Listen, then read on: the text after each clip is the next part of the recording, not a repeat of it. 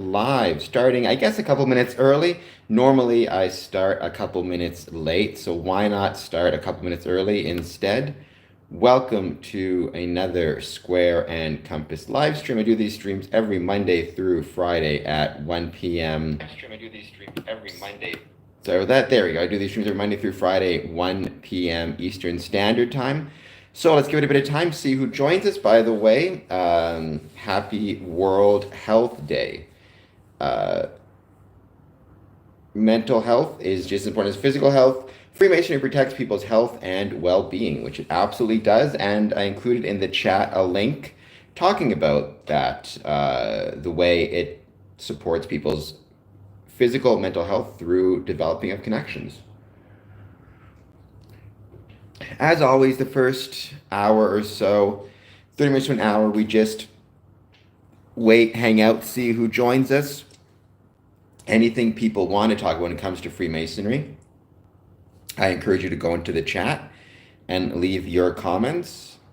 And then the 30-minute to 1 hour mark, usually about 45 minutes in, we switch it over and start talking about specific topics. Today, I was thinking of talking about famous, I guess, Italian leader as well as Freemason Giuseppe Garibaldi, who I learned was a Freemason through friend of the stream, Courtney. But that's, 45 minutes to an hour mark. In the meantime, jump in the chat, say hello. We are here every Monday through Friday to chat about Freemasonry. We also have our poll question, which I guess we already kind of know the answer to it. Will today be a Black Monday for the market? We have one vote, no, which I guess is a very optimistic vote, although there was earlier today some volatility. I ask about that because, as I always say, you cannot separate the success of a Masonic Lodge from the success of the community in which it's located, and that includes the economic success of the community and the members. So jump in the chat, say hello. As always, we chat every Monday through Friday, 1 p.m. Eastern, about Freemasonry.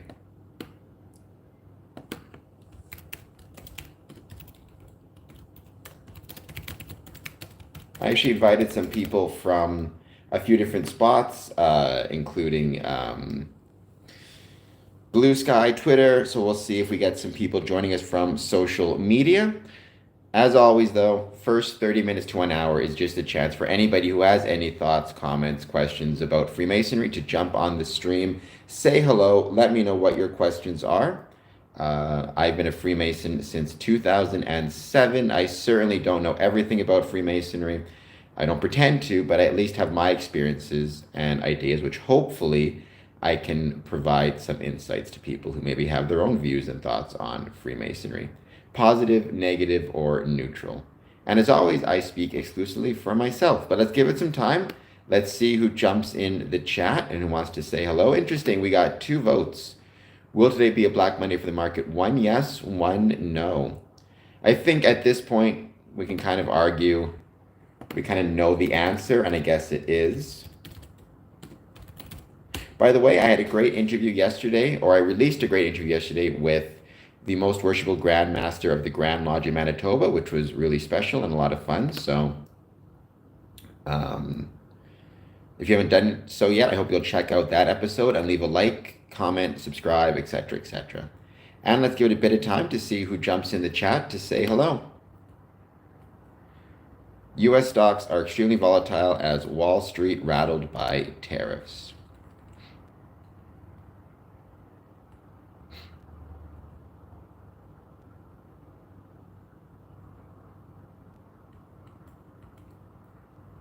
The Dow was most recently trading down 840 points, or 2.2%. The broader S&P 500 was 1.7% lower. The NASDAQ composite was 1.5% lower. So that is according to CNN. Welcome. If you're just joining us, please take a moment, hit that like and subscribe button. I do these streams every Monday through Friday, 1 p.m. Eastern, where we talk about Freemasonry. So if you are a Freemason and there's things you want to talk about, GZ Airsoft, long ass head. I think my head is all right. I don't know. I don't think it's that long. What did um, what did I do to you, GZ Airsoft? But nonetheless, please hit the like button. Please hit the subscribe button. Let me know how you're doing and what it is that you want to talk about. I, Cameron, hope it isn't Black Friday as it will affect your inheritance. Well, I mean, it might be a Black Monday, but things will rebound over time. Heavy Metal Kid Gaming, how is your day? My day is going well, Heavy Metal Kid. Thank you so much for being here. I hope you hit the like and subscribe button. GZ Airsoft, no one's subscribing. Well, give it time. I've only been streaming for 5 minutes so far, so maybe it will grow over time. Heavy Metal Kid, though, thank you for being here. It is going well. When you say, based on your name or username, I'm guessing you are into gaming. One game I'm into is I can't think of it now because it does do with Freemasonry. Assassin's Creed Part 3, Megamind. I'm going to go with that. Wasn't he a villain in like Superman or something? Sivart. I can't even pronounce. Winslow? Knows? I don't know. Wilson? Wilson? I don't know. How's it going? Thank you for being here. Please hit the like and subscribe button. Bro, you should be pulling 1,000 plays. I am not nearly as smart as you think I am, GZ Airsoft, but I do appreciate nonetheless the confidence and the faith you have in me. But I'm not nearly as smart as my very large head would indicate I am.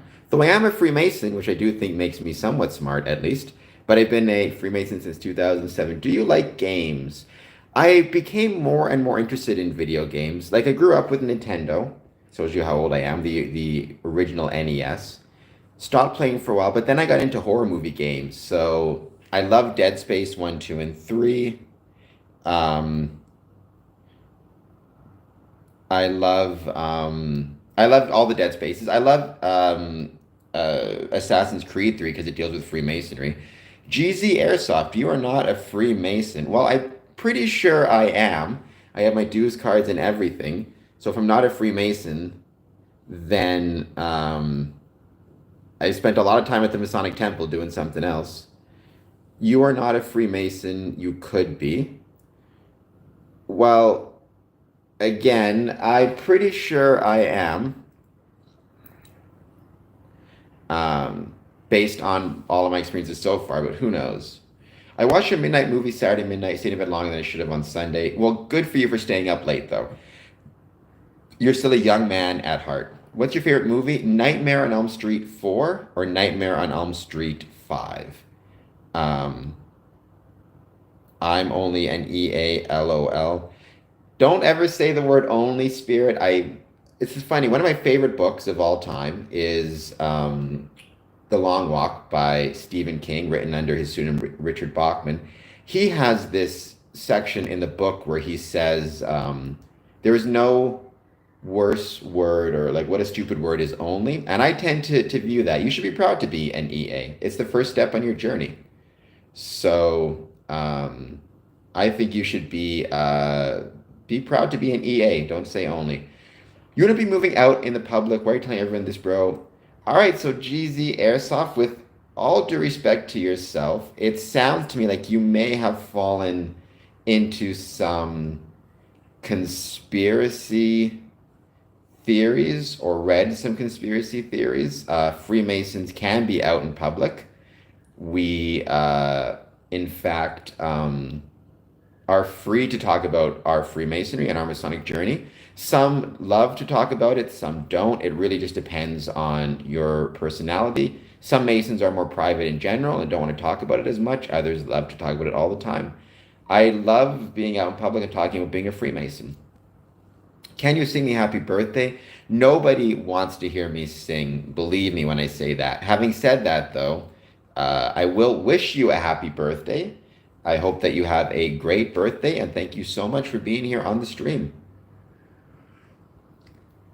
Interesting. Will today be a Black Monday for the market? Yes, 33%, no, 50%. So at least the no's are winning, so it seems like there's more more positive, um, more optimism, I guess. I want to hear you sing. Nobody wants to hear me sing. Believe me, my singing voice is pretty terrible. Hello, Cortho. I hope that you are doing well. Um,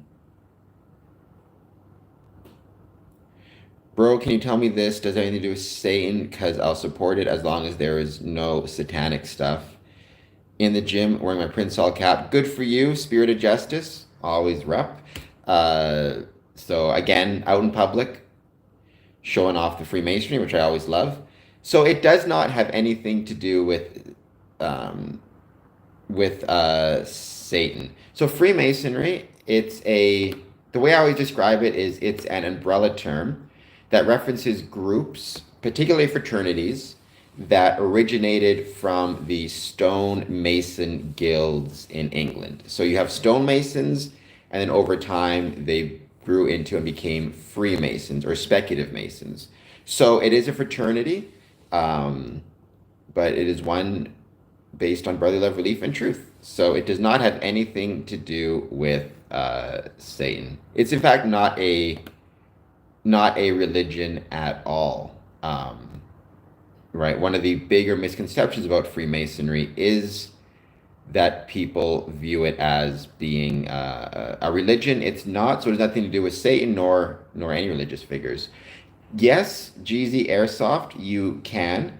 To be a Freemason, there are 3 requirements. And I'm speaking on the fraternal side of the order, by the way, because there is Freemasonry for women as well, the Order of Women Freemasons, the Eastern Star. But put that aside for the moment.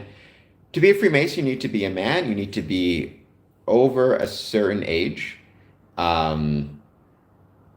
In Ontario, that age is 21, but most places in the States, you have to be over 18 years of age.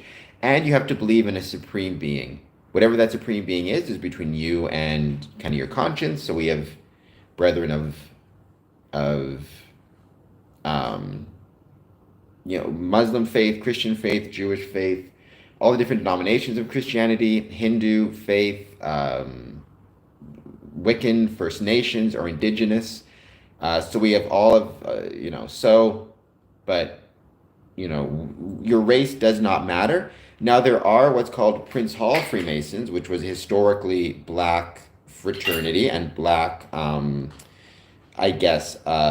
Masonic organization. And in the States, there's usually Prince Hall lodges in every state. So there's also Prince Hall in Ontario. Yes, you can. I would say by default, the majority of Freemasons are Christian, just based on the fact that the majority religious affiliation is Christian. So yes, there is no discrepancy between being a Christian and being a Freemason, at least based on all of the Christian Freemasons I know. Heavy Metal Kid, I appreciate your compliments. So I'm not sure I feel like being called, nobody's boy, but nonetheless, I appreciate the compliments. Freemasonry is something I love, so I love talking about it. Please hit the like button and the subscribe button if you're just joining us. Like, subscribe, answer the poll question, etc., etc.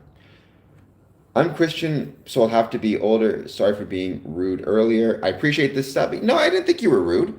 I appreciate you being here and asking those questions, GZ Airsoft. I always appreciate people asking questions about Freemasonry. That's why I do these streams. Masonic Courtney. Courtney is here. Hello, Courtney. I hope that you are doing well. Thank you for being here. Truly appreciated.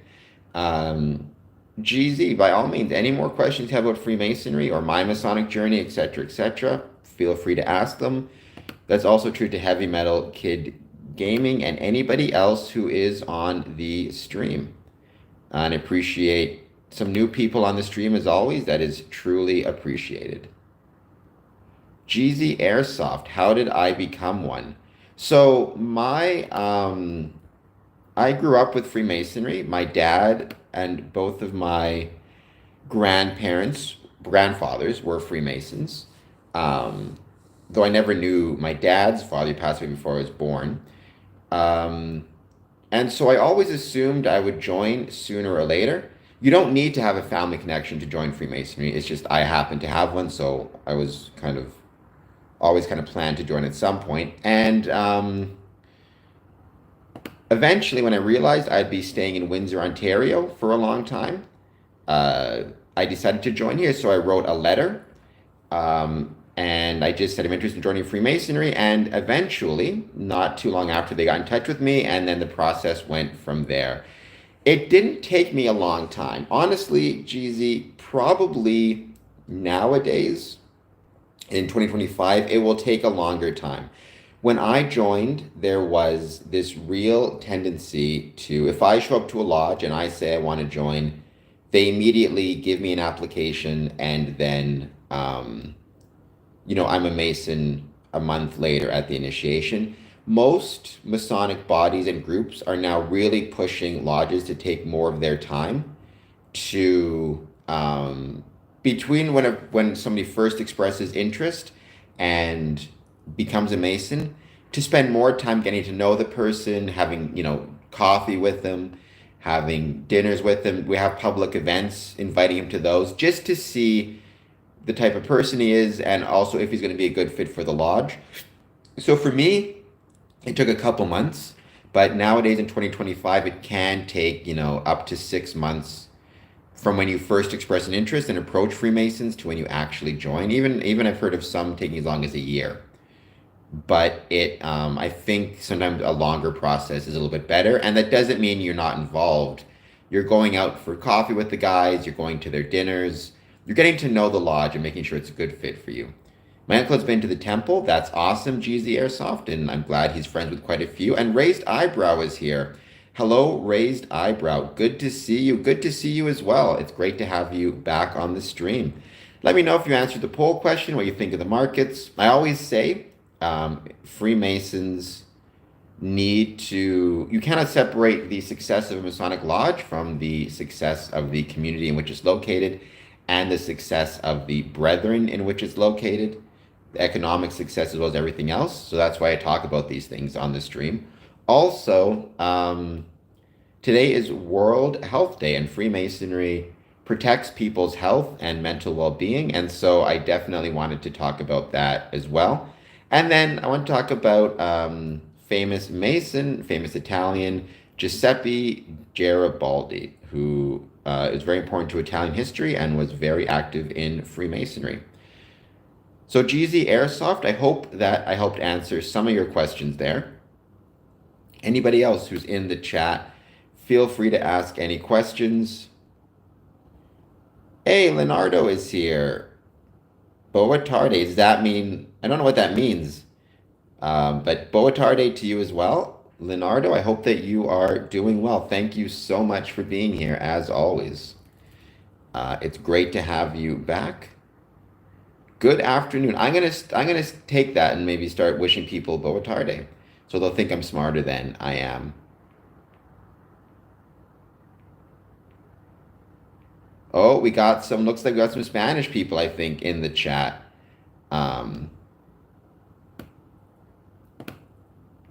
Or speaking, I think that's Spanish or Portuguese. I wish I spoke more languages.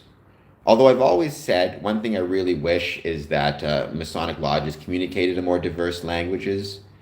Portuguese, I was close. I thought maybe Portuguese, actually. Communicated with, say, for example, their Masonic summonses or trestle boards, publish them in more than one language or print them in more than one language in order to, attract brothers who speak different languages. I thought that'd be really cool. Odimo Prazer Ermeo. I'm sure I got the pronunciation on that horrendously wrong. So for that, I'm very sorry. But it's very cool to have a couple of people speaking Portuguese in the chat. It shows to me the universality of the craft in Freemasonry and how Freemasonry is all over the world. From an outsider perspective, it seems Masonic activities focus on a group, but in your experience, how much of being a Mason is practiced solo? That's a really good question. Um, and how do I answer that? And by the way, Spirit, anybody else, Leonardo, feel free to answer that question as well. I'd love to hear your thoughts. So you're like a Chuck Dunning or a Randy Sanders, those guys will talk about it and say that Freemason really, at the end of the day, is an initiatic experience and is a solo experience. So, yes, there's groups and there's initiations and blah, blah, blah, which is done in a group. But at the end of the day, like being a Freemason is ultimately a solo experience because it affects everybody differently. To me, really, Masonic activities, it's very hard to do a Masonic activity solo beyond, say, practicing your ritual, getting ready for your work. If you're not meeting in a lodge with other people, if you're not involved in a group, if you're not promoting group activities, um, then I'd say it's really hard to call it a Masonic activity. Again, some people would say the initiatic experience means basically once you're a Mason, everything you do is a Masonic activity. But I take a much more um,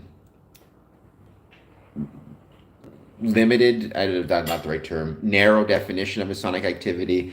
And I think if it's a true Masonic activity, it has to involve your lodge or other brothers or other Masons. Um, I mean,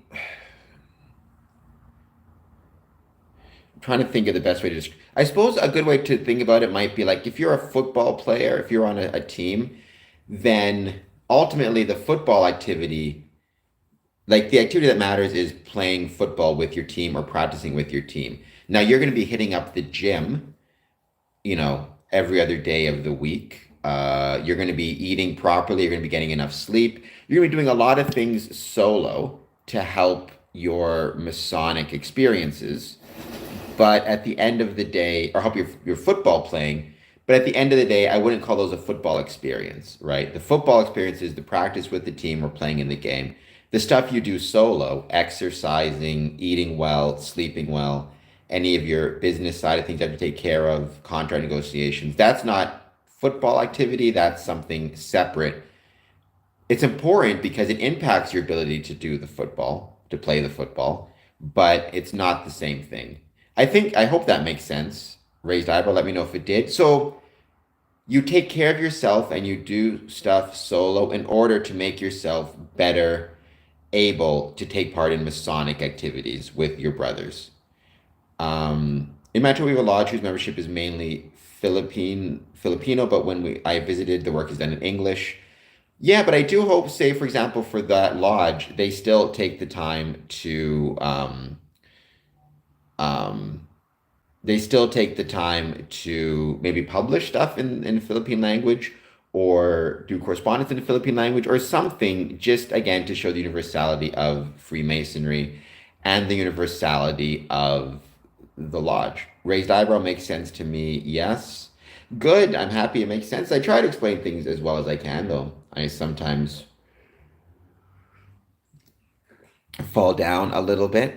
But that's the fun thing about these streams, I think. One of the many fun things about these streams is hopefully if I'm doing it well and doing it well, even just for me, I'm able to discover new things or explain things in a way that helps me understand as well as maybe helps anybody else understand. In your own experience, would you say the reactions or decision making before becoming a Mason and after have changed at all? So, I mean, certainly the type of things I'm making decisions about have changed because part of the things I have to make decisions about now is being relates to being a Freemason. So like the stream, being the master of a lodge, organizing events. So the scope of my decision making and what I'm responsible changed after I became a Freemason. I would definitely say so there's my personality. My personality is what it is. Like Freemasonry can't change that. But hopefully some of the more negative aspects of my personality and my decision making, I'm able to temper a little bit through Masonic teachings, especially teaching about things like temperance.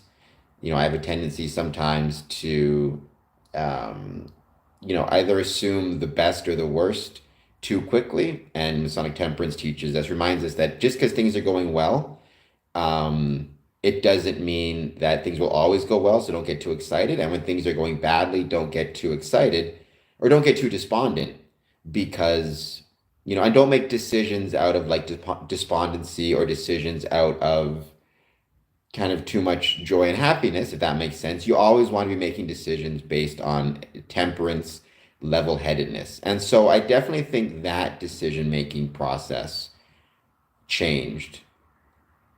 Actually, raised eyebrow. Stoic teachings and Masonic teachings have a ton in common. I've actually done 2 interviews with Stoic Dan, where we talk about Stoicism and its connections to Freemasonry. I'll leave a link to that because there are a lot of connections. Being a Freemason is at the same time walking in a path alone, but among others. That's a good way to put it as well. From Leonardo. Let me see if I can find for your raised eyebrow that link.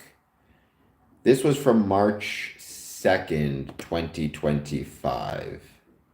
I did another interview with him before, but this is my most recent.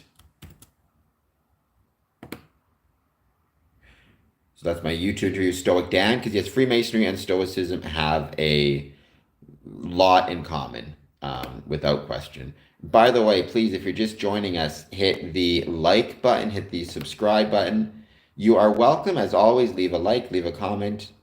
Da Petroio.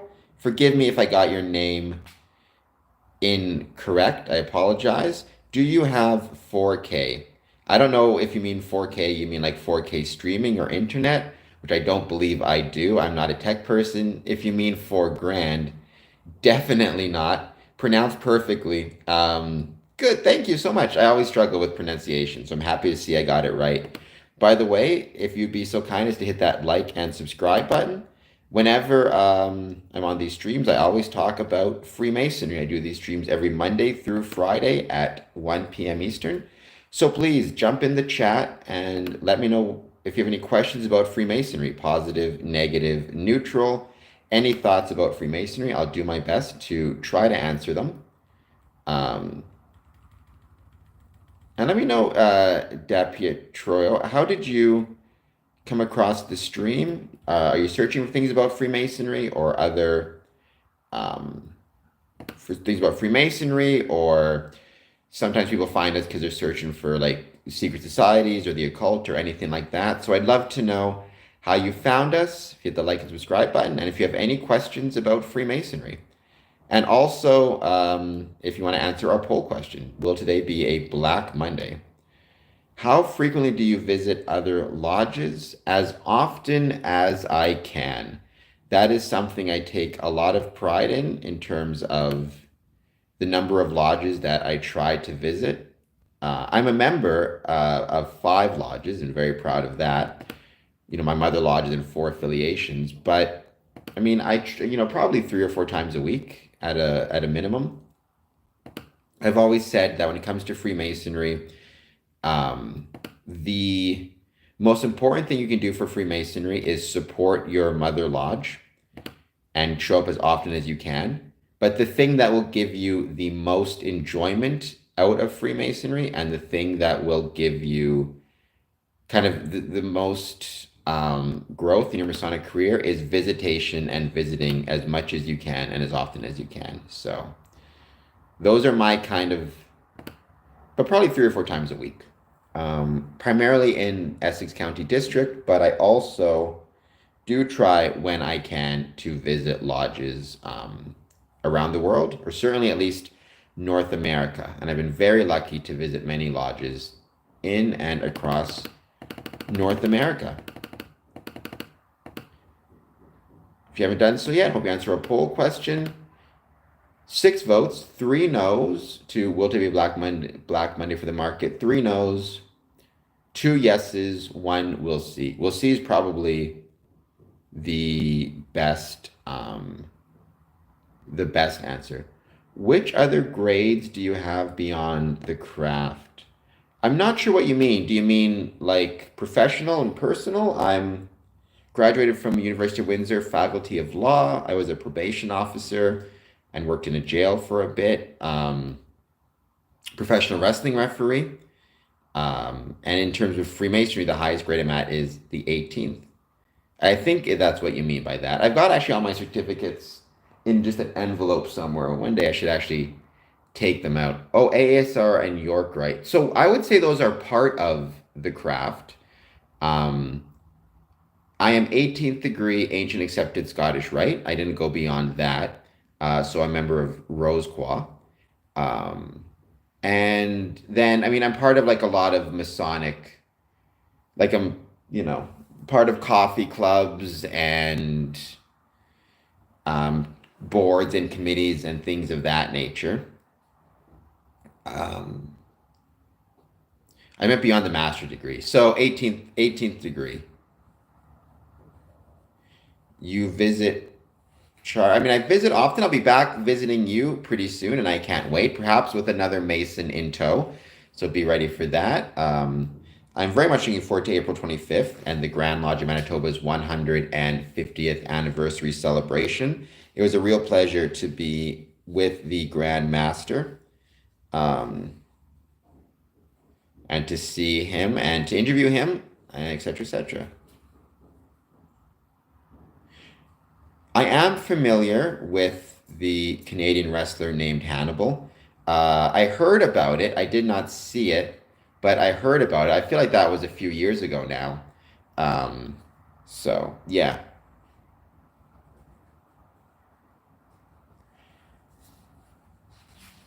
I mean, there were many Freemasons in Canada before it was Canada, quote unquote. But that's true for the States as well, right? There were many Freemasons in the United States before July 1st, 1776. I can't imagine. I mean, I suppose never say never, but it would have to make a lot of sense to me and it'd have to be explained to me really well why that was happening, before I agreed to it, put it that way. But it doesn't seem like I'd have to hear the story and the purpose behind it, but I would highly question it. I feel like I visit Chicago area once every 3 months approximately. So um, probably 6 times a year, so maybe once every 2 months. I love to visit them. That's probably in terms of my Masonic visitations, one of the places I visit the most frequently. How is the relationship between the churches in general and Freemasonry in your city or country? I think it's good. I mean, again, there was the issue and the dispute between Freemasonry and the Catholic Church, but I do know many Catholic Freemasons.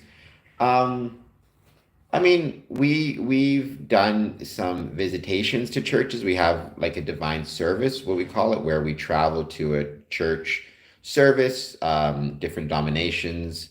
So, because Freemasonry is not a religion, but certainly we support our brothers' religious beliefs, whatever those may be.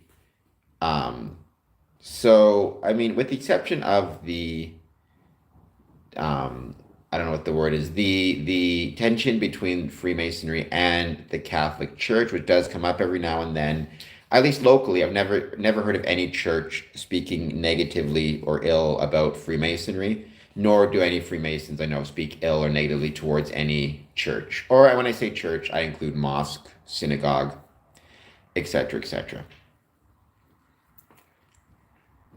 So I believe the relationship is strong. We actually just a group of Masons, 17 of us, went to St. John's Anglican Church recently because our brother was there and he it was his last day, as the before retiring as the padre there, or as the preacher, and he actually gave us a shout out from the pulpit and thanked the Masons for being there. So That was very kind of him, I thought. And so, yeah, so I think it's a pretty good relationship, all things considered. Prince Hall has close ties with the Baptist and Methodist Church.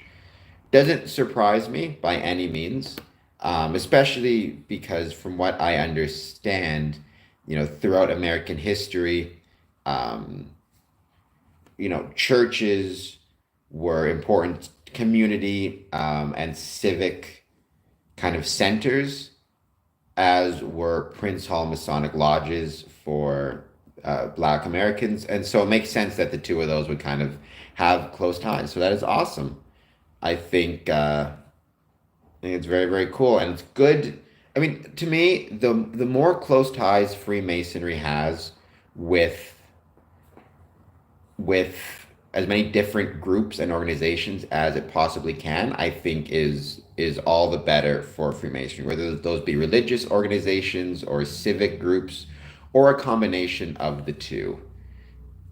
Well, so the Knights of Columbus, to my knowledge, and if there are any Knights of Columbus on the chat who can jump in, the Knights of Columbus, to my knowledge, were started as a response to the Catholic Church's um, dismissal of Freemasonry. Because a lot of Catholic men wanted to be part of a fraternal organization since they could not join the Knights of Columbus, or sorry, since they could not join Freemasonry, the Knights of Columbus was started as a response to that and to still allow them to be part of a fraternal organization.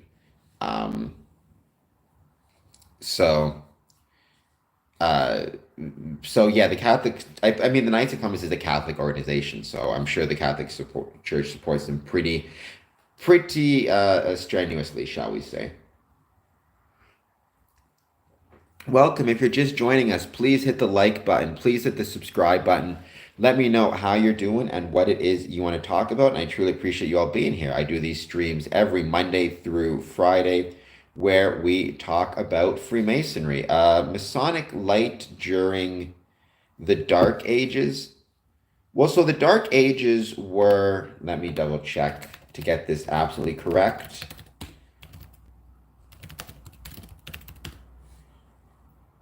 So the Dark Ages refer to the early Middle Ages in Western Europe, the 5th to 10th centuries.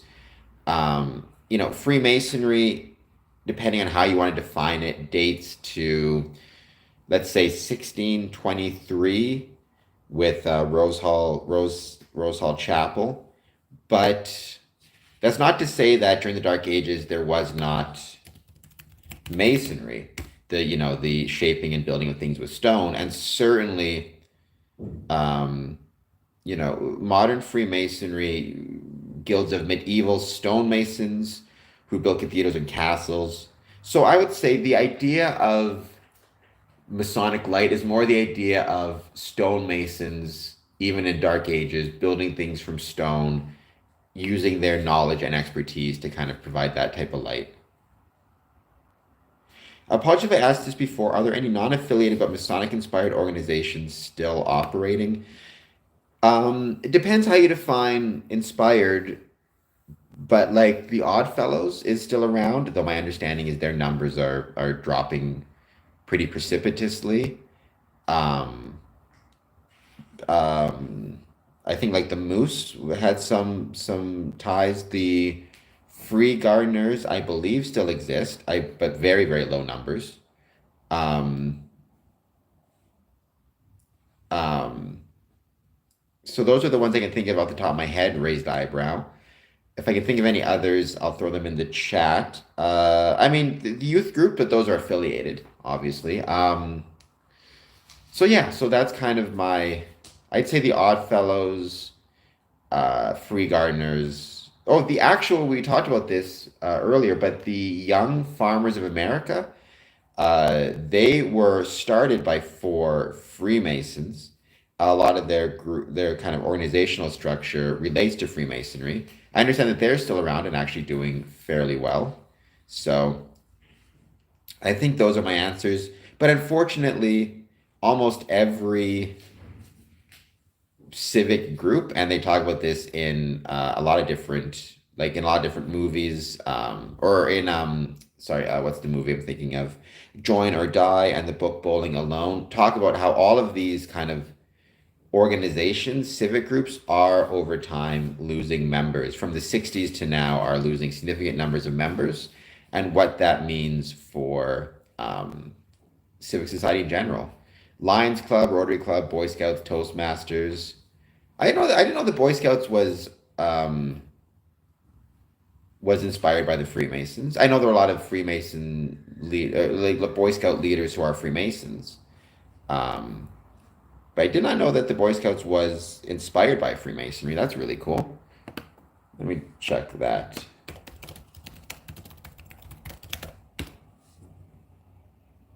Freemasonry has an influence on scouting since its earliest days. That's really cool.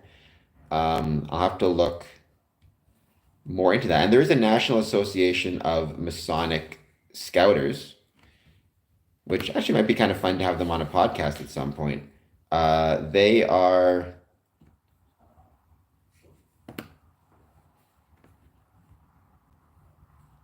No, it looks like. It looks like. I just have this chart here. It looks like. So there's a National Association of Masonic Scouters. It looks like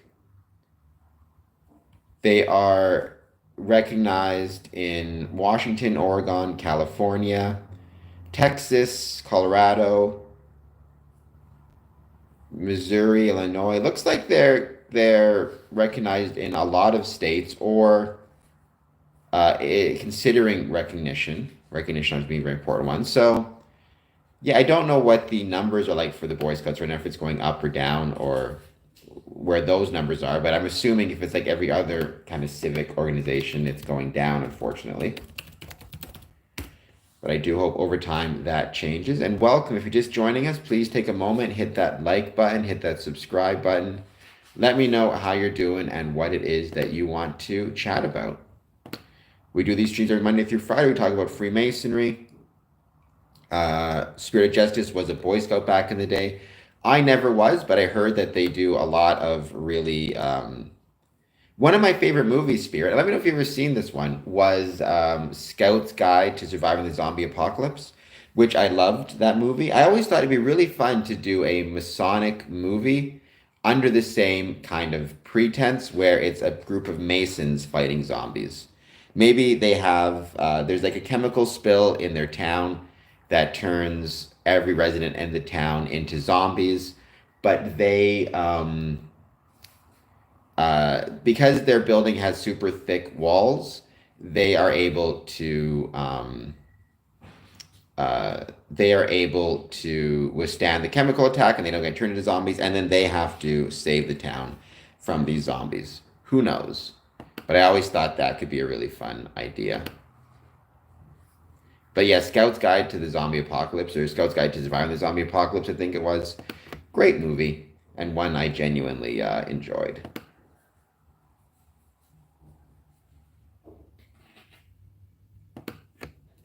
And if you are just joining us, please take a moment, as always, hit that like and subscribe button. Let me know what it is that you want to chat about. We'll get to our main topic maybe an hour in, but it's been great seeing, again, some new people finding the stream, as always. And feel free, if you're a new person to the stream, to ask any questions that you may have about Freemasonry.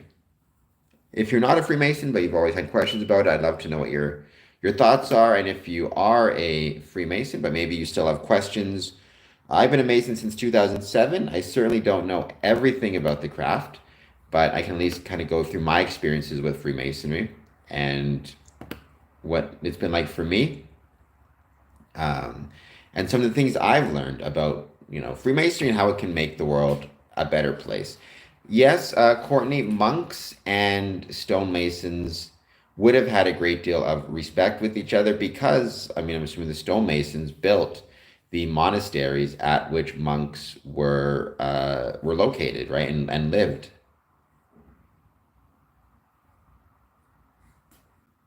I've always been a member of a trade union through my working life, not as a fraternal as Freemasonry, but necessary to combat bosses.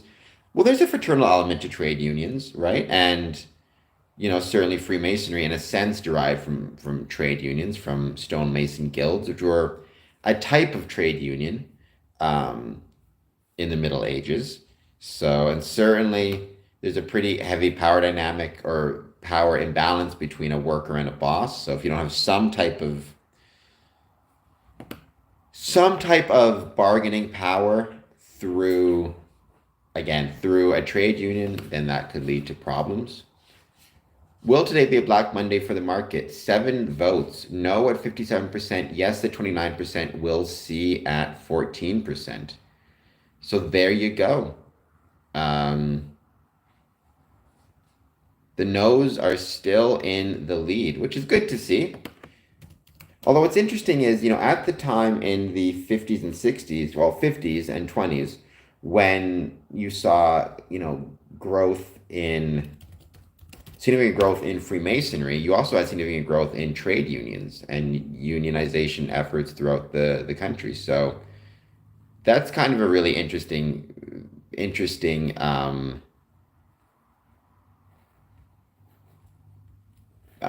kind of connection as well.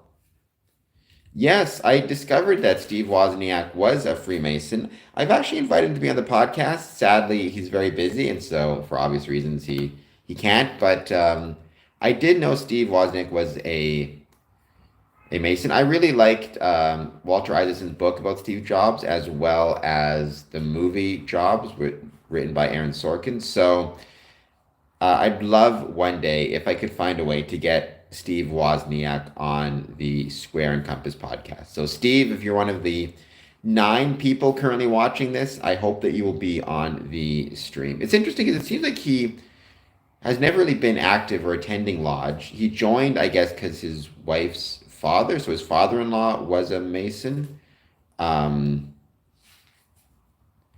joined for that reason. And I guess he did a quote saying like he found them to be really reasonable guys, but I guess it wasn't something he found too interesting. Though certainly I think Freemasonry could use some more technologically adept people joining the lodges. You kind of need that in order to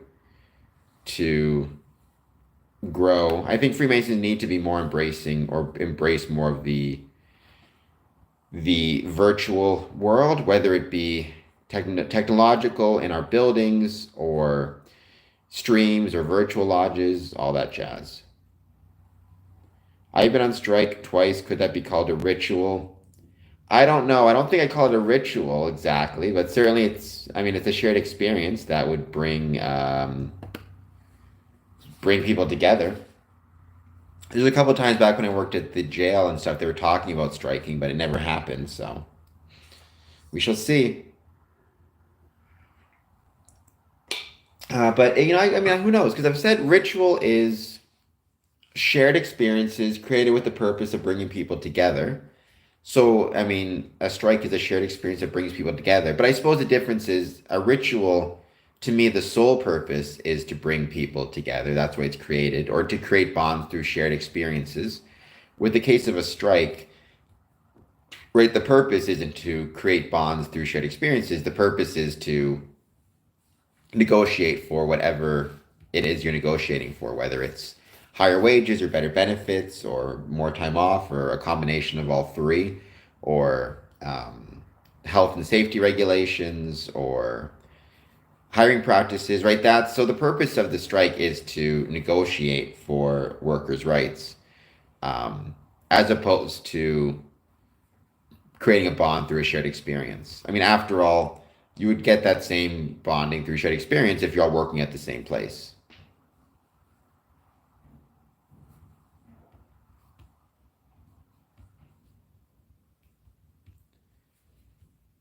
Oh, 8 votes. Will today be a Black Monday for the market? 50%, so 4 votes for no, 2 votes for yes, and 2 votes for we'll see.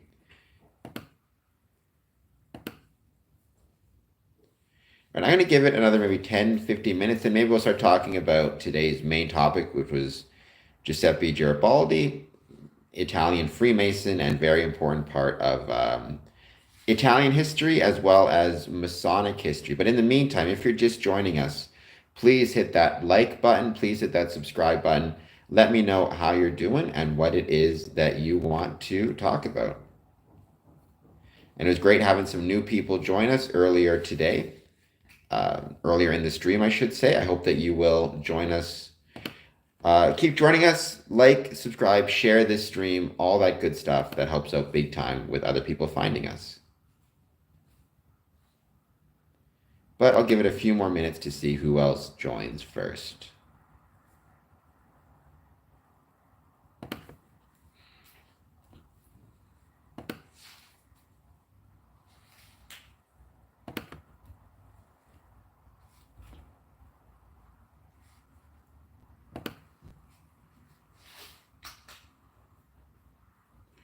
I'm not sure who Derwin T. Owen is. I mean, Toronto, Ontario, Canada, so he's in my neck of the woods.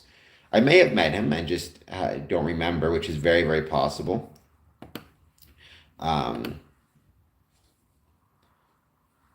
Archbishop of Toronto. So that's an example then, again, of Freemasonry having a positive relationship with churches and groups, at least here in Ontario.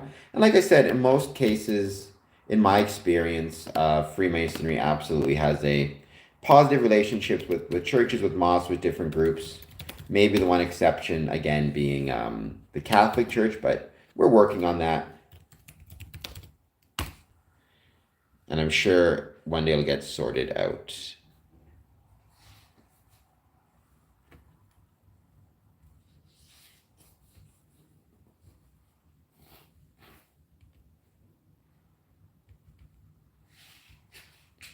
Trying to see if I can find the best. I'll use the Square magazine maybe to start with. But like I said, I'll give it another 5 minutes to see who else jumps on the stream, jumps in the chat to say hello before we switch over to our main topic, which again is Giuseppe Garibaldi, who actually there's a Square magazine article written about him that takes the biscuit, the patriot Garibaldi.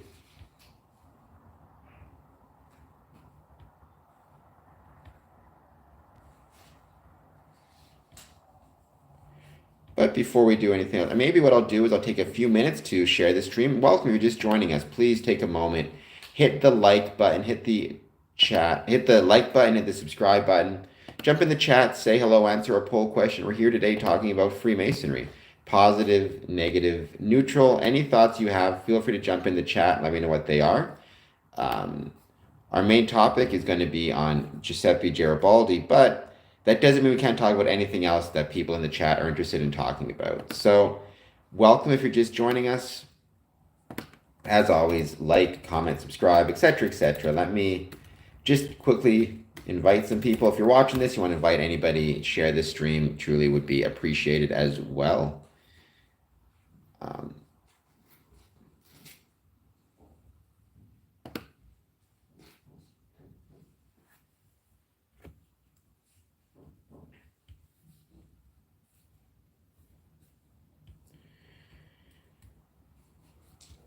So, well, that's a question, Courtney. I mean, Chuck Dunning would say it's the initiatic experience. It's the act of taking your initiation. I mean, I suppose you could argue that Freemason, at the end of the day, it's just well, how do I say this right? So there are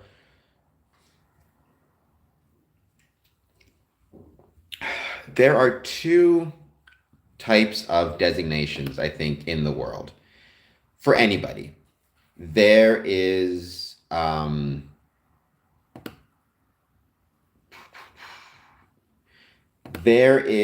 the membership designation, and there is the skills designation. So what do I mean by that?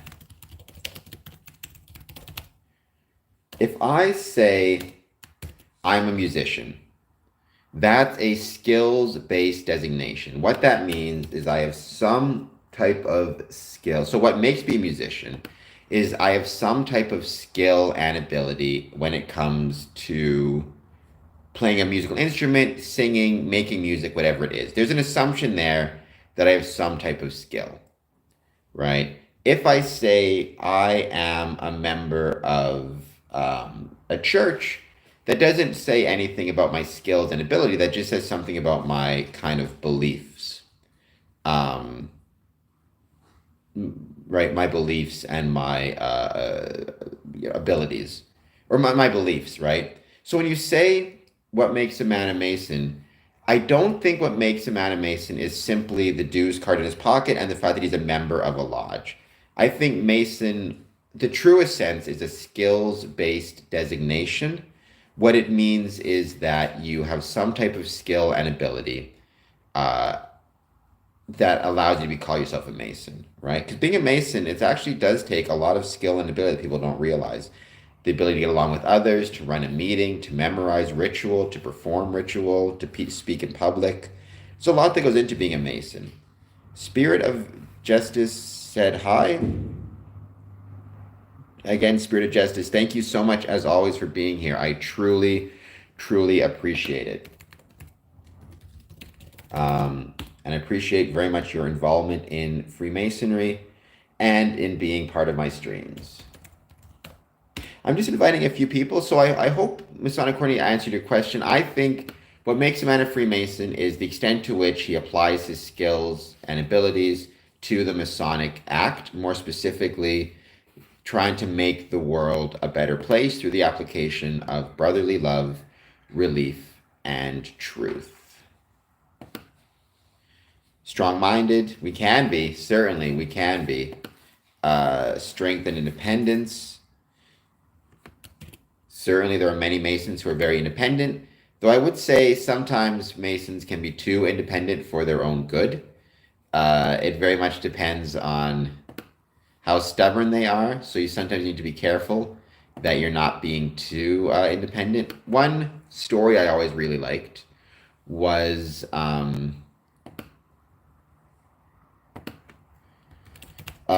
there was this young boy who went to pick up a stone or a rock, and the stone was too heavy for him. So he ran to his mom and said, I tried to pick up this stone. I used all my strength, but it wasn't enough. And the mom said, did you ask me for help? And the kid said, no. And then the mom said, well, then you didn't use all your strength. If you're trying to do something and not relying on the strength of those around you to help you, including your Masonic brothers, then maybe you're not actually using all of your strength and you're being too independent. Who knows? If you're just joining us though, please take a moment, hit the like button, hit the subscribe button. As always, it is truly, truly appreciated. We got a few more likes on, so I truly do appreciate it. 3 more minutes, I think, maybe then I'll start with my main topic, which will be, again, on Giuseppe Garibaldi. It's funny, I knew a good friend of mine when I lived in Ottawa. I haven't seen him for ages. I miss him. He was Italian. His name was Giuseppe, but everybody called him Joe. And I saw it written down somewhere or something. So I thought his name was like Joseph Giuseppe, where I thought he had like his first name was Joseph and his middle name was Giuseppe. But no, Joe is just, how you say Giuseppe in kind of anglicized version. So I remember learning that, and that was a really cool thing to learn.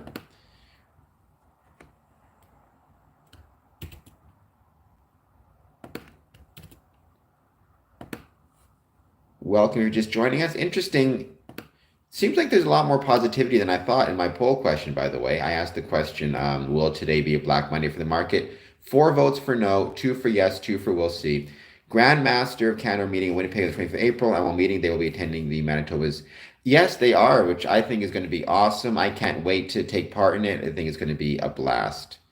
And so I'm hoping to meet a few of the Grand Masters and post some stuff on social media. And I think it's going to be a lot of fun. So I'm looking forward to it. Looking forward to seeing you again as well. That'll be great. So very, very excited.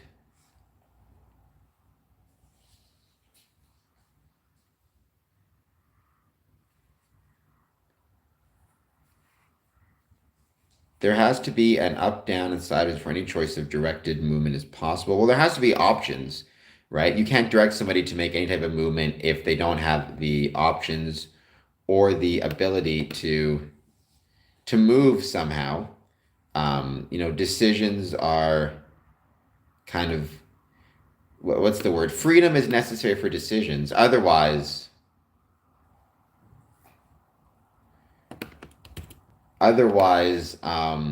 you don't really have the freedom to make the decisions, right? So freedom of movement matters, Masonically as well as with everything else.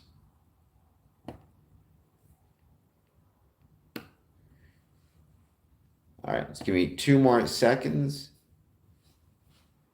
The random life isn't a free life. I'm not sure. I think it's an interesting.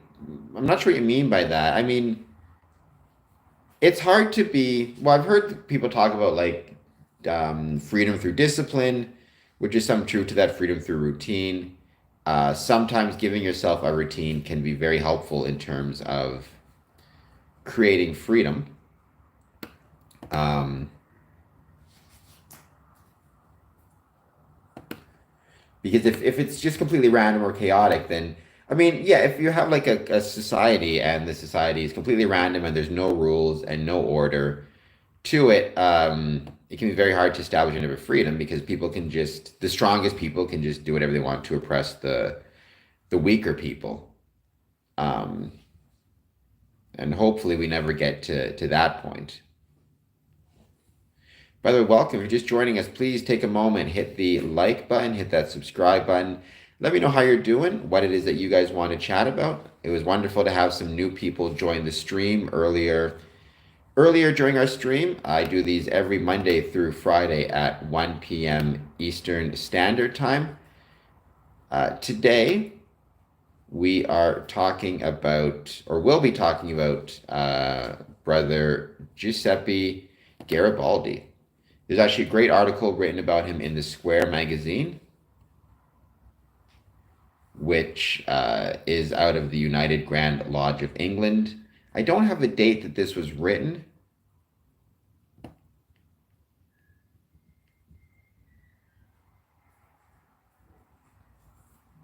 But it was written by Paul Gardner.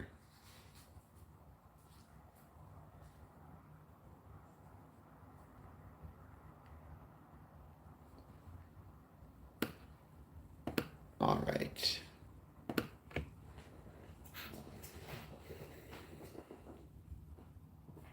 Oh, another vote. Will today. Oh, Scott Blanchard. Boy Scouts founded to make better soldiers for England. Masons very integral in its later proliferation. First, Scott, thank you for being here. I'm not sure if you've been on the stream before, but welcome. Yeah, so I knew that the Boy Scouts and the Freemasons. I've known a couple scout troop leaders who were also themselves Freemasons, and I've known a few members of Masonic scouting organizations. So I knew that they were heavily connected. I did not think that Freemasonry inspired the Boy Scouts, but it did, like I said, the two seem to be very closely linked. Certainly, many Masons took took on roles within the Boy Scouts, and some of you even known to this day. Daniel Carter Beard and Worship Brother Dubois, as well as the founders of the Order of the Arrow. I'm not sure, Scott, what the Order of the Arrow is. Is that related to Boy Scouts at all, or let me see. So now you got me curious. And by the way, I hope that you'll hit that like and subscribe button if you haven't got the chance to yet.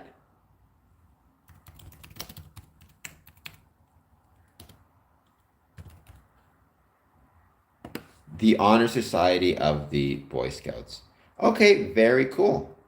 So Daniel Carter Beard, the father of American Scouting, created it in conjunction with the namesake of his honor from June 21st, 1850 to June 11th, 1941. See, this is one of the things I love about these streams is the fact that oftentimes I learn something new as well. So he founded the Sons of Daniel Boone in 1905, which Beard later merged with the Boy Scouts of America. It looks like Beard was a Freemason initiated into Mariners Lodge number 67 in New York City. An award for Masonic Scouters has been named in his honor. The Masonic Scouter Award is named from. Actually, no, it'd be really fun. Do you know who received, Scott, the most recent Masonic Scouter Award? Because it'd be really cool to have him on the on my Square and Compass podcast to again learn more about the history of Freemasonry and Scouting, which again, unfortunately, is something I know relatively little about. I know that the Masonic Scouting Association, I think if I recall correctly, it has recognition with, I think, like 30 Grand Lodge districts, 30 or 35, something to that effect. Um, I mean, Texas, for example. Scott Blanchard, I do not. I had stopped with the Scouts before becoming a Mason. I'm sure I could look it up. Actually, maybe if I just Google it right now. Let's see.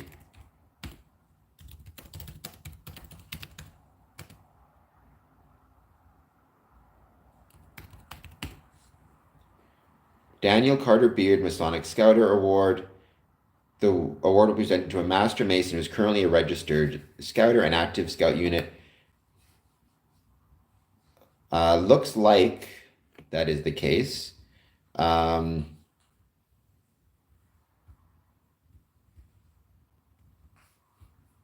There's a nomination period.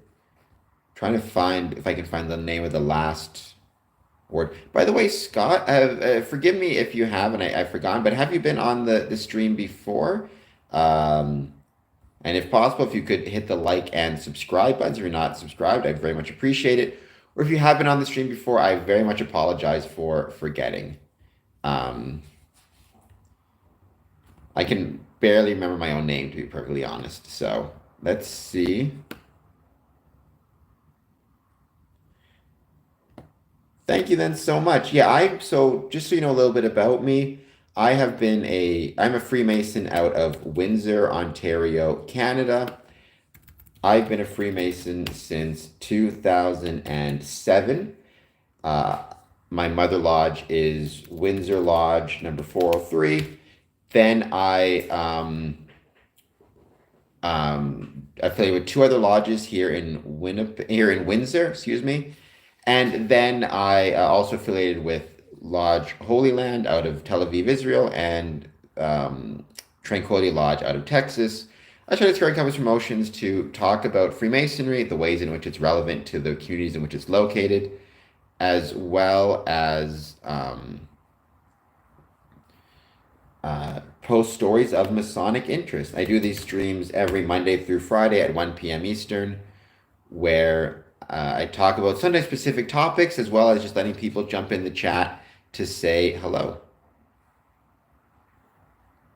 Trying to find the most recent honor award.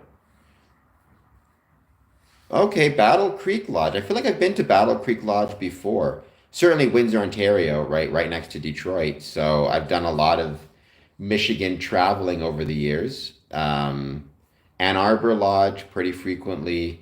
Well, not actually.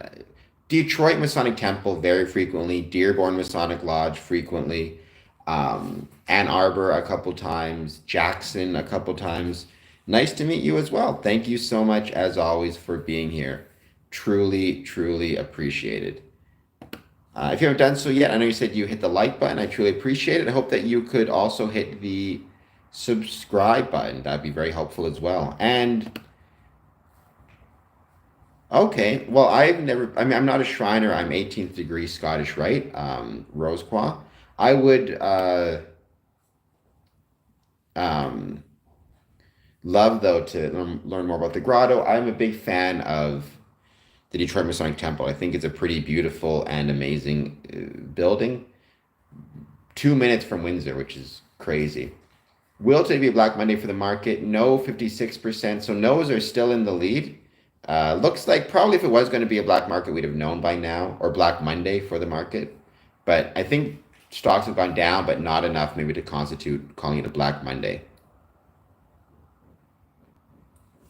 The reason I have this poll question is because I've often said and will still say you cannot separate the success of a Masonic body from the success of the community in which it's located and the success of the members. That includes the economic success of the community and of the members. And so I always try to pay attention to, the economic situation as much as I can, because again, if the economy is struggling, if people need to work more, can't retire, etc., they're not going to have necessarily time or interest in engaging with Freemasonry. Although, by the same token, that should also spur Freemasons to maybe do more to support their local economy, support local businesses, things of that nature that they can do to try to make sure that the people in their community are surviving. You saw that happening a lot during COVID, where a lot of Freemasons and Masonic groups took the time to try to support local businesses and support local charities, as well as brothers who maybe lost their jobs or had health impacts related to COVID, which I think was absolutely wonderful. And maybe we'll have to look at doing some of those things again. Like my lodge, for example, just had an ice cream tasting where we purchased ice cream from a local shop. So again, it's a way to, and we advertised it. It's a way to support a local business as well as create a new fun activity and event for our Masonic brothers. So if you're just joining us though, please take a moment, hit like, hit subscribe. As I always say, the first hour or so is just any discussion, as Courtney says, wonderful discussion. But then I do sometimes like to have specific topics. Today, I thought the specific topic we could have would be talking about the patriot Garibaldi, Giuseppe Garibaldi. In April of 1864, Garibaldi, the Italian patriot, visited Britain and was royally greeted by the Prince of Wales and members of Parliament. He also had meetings with exiled revolutionaries based in London and with ordinary working men. He planted trees. Speaking of global warming, as Courtney says, Garibaldi planted trees. I'm concerned about it. I think almost, anybody should be. To the extent that I can do things about it, I try to pay attention to things like my carbon footprint. I, purchase carbon offsets when I'm traveling, things of that nature. But hopefully, I think humans are pretty adaptive, and I hope that we can find a way to adapt ourselves to the situation if there is significant global warming. But it concerns me. I do think it's pretty dangerous. He also had meetings with exiled revolutionaries based in London and with ordinary working men. He planted trees, signed visitor books, received gifts, and was awarded honorary memberships. He also visited Bedford's Iron Works, no doubt to secure supplies for his cause. His celebrity was marked with memorabilia and later the famous Garibaldi biscuit. Giuseppe Garibaldi, he lived from 1807 to 1882, was an Italian general and politician who played a large role in the history of Italy and the world. A central figure in the Italian Risorgimento, so the army to my understanding, since he personally commanded and fought in many military campaigns that led eventually to the formation of a unified Italy. He has been called the hero of two worlds because of his military expertise in Brazil, Uruguay, and Europe. These earned him considerable reputation in Italy and abroad, aided by exceptional international media coverage at the time. Many of the greatest intellectuals of his time, such as Victor Hugo, Alexandre Dumas, Three Musketeers, and George Sand, showered him with admiration. The United Kingdom and the United States helped him a great deal, offering him financial and military support in difficult circumstances. In popular telling of the story, he is associated with the red shirts worn by his volunteers in lieu of a uniform. Garibaldi returned to Italy during the revolutions of 1848 and offered his services to Charles Albert of Sardinia. The monarch displayed some liberal inclinations but treated Garibaldi with coolness and distrust. Rebuffed by the Piedmontese, he and his followers crossed into Lombardy, where they offered assistance to the provisional government of Milan, which had rebelled against the Austrian occupation. In the course of the following unsuccessful First Italian War of Independence, he led his legion to two minor victories at Luno and Marazzo. After crushing Piedmontese defeat, Garibaldi moved to Rome to support the republic recently proclaimed by the Papal States, but a French force sent by Napoleon III threatened to topple it. At Mazzini's urging, Garibaldi took command of the defense of Rome. In the fighting near Velletri, Cantoni saved his life. After Cantoni's death during the Battle of Mentana, Garibaldi wrote a novel.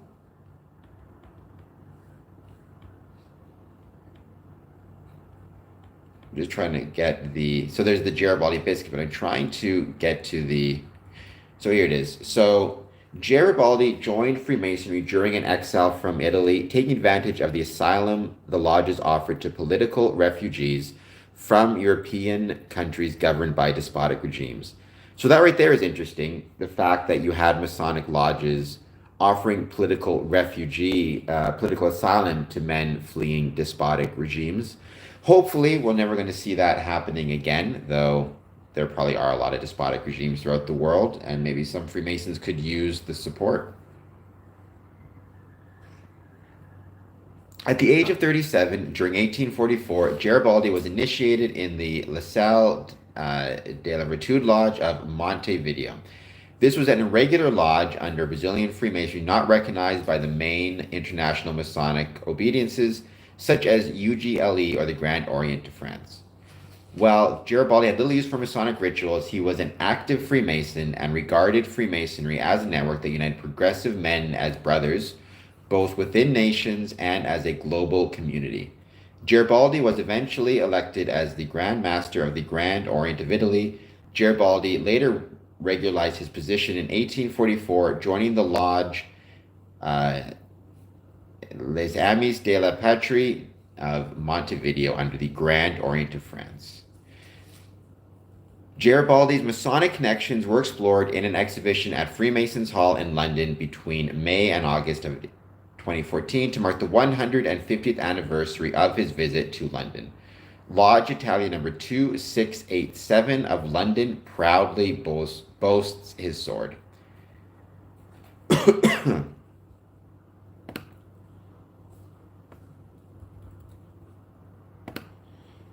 So again, Garibaldi lived from 1807 to 1882. Son of a sailor, he basically was heavily involved in the Italian military. Let's see if I can find the better article about him.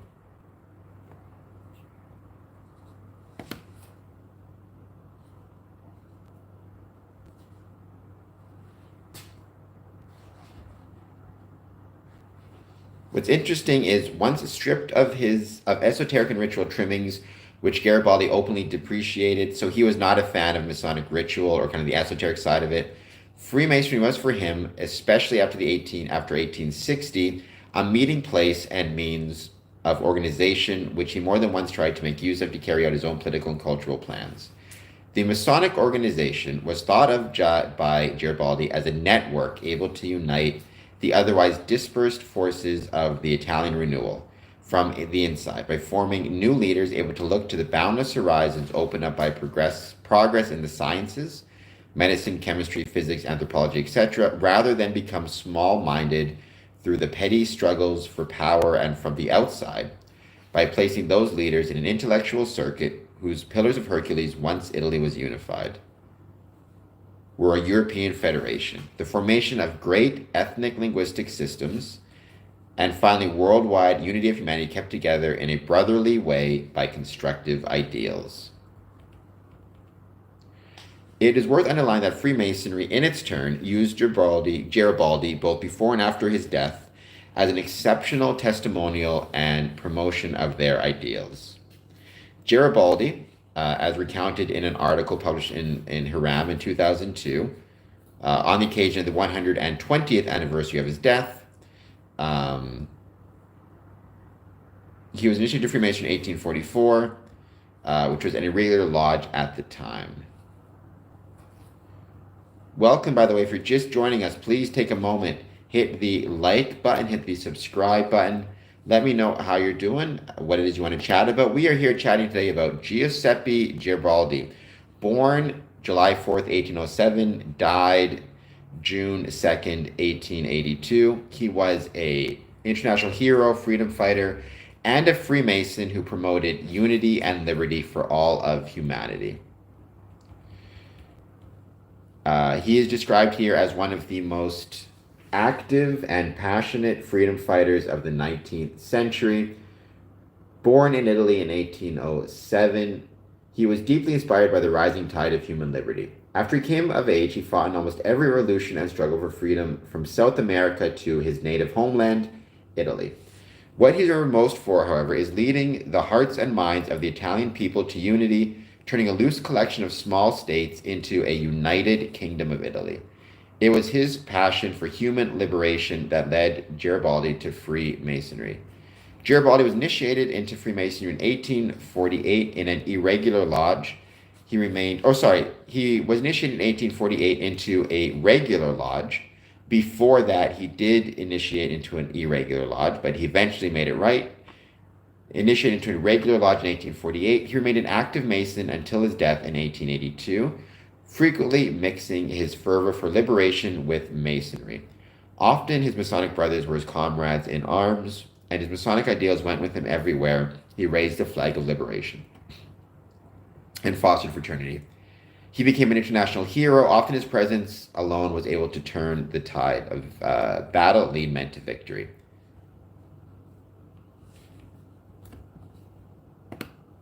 So he is most well known for unifying Italy from a collection of independent states into a unified country, as well as fighting in revolutionary wars across Europe and South America. He believed that Freemasonry could unite men in a common desire for liberty and peace, right, and progressivism.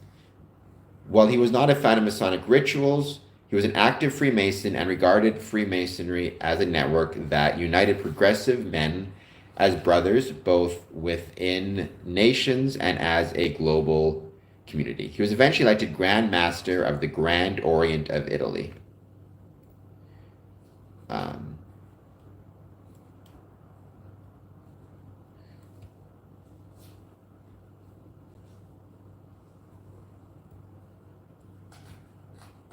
Going to go up here for 1 second.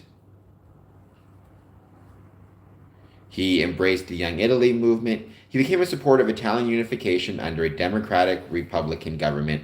However, breaking with the leader at the time, he aligned himself with the monarchist Cavour, the Kingdom of Sardinia, and the struggle for independence, subordinating his Republican ideals to the nationalist ones until Italy was unified. He famously, I believe it was Sicily. He was the dictator of Sicily from May 17th, 1860 to 4th of November, 1860. In 1860, he led the expedition of the Thousand on behalf of and with the consent of the King of Sardinia. The expedition was a success and concluded with the annexation of Sicily in southern Italy.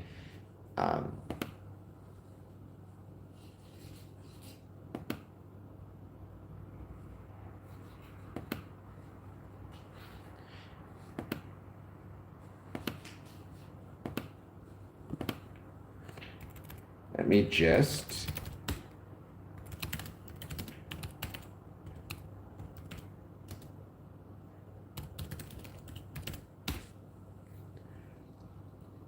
So if you were to look at a list of his accomplishments, He was the key figure or a key figure in the unification of Italy into a country and not just a confederation of different states. He led volunteer armies known as Red Shirts in various battles and campaigns. He was a famous general both nationally in Italy and internationally, and fought in revolutionary wars both in Italy as well as in South America. Um, in 1860, he led a force of volunteers known as the Expedition of 1,000 to Sicily, which at that point was part of the Bourbon Kingdom of Two Sicilies. They successfully overthrew the Bourbon government, marched to Naples, the capital of the kingdom. This event was crucial in bringing southern Italy under the control of the Kingdom of Piedmont and Sardinia, which paved the way for the unification of Italy. He was known as the hero of two worlds because of his military enterprises in South America and Europe. He assisted the French Republic against Prussia in 1870. He served as a member of parliament in 5 different countries and even raised armies of his own that defied the stated policies of Italy he helped create. And on top of all of that,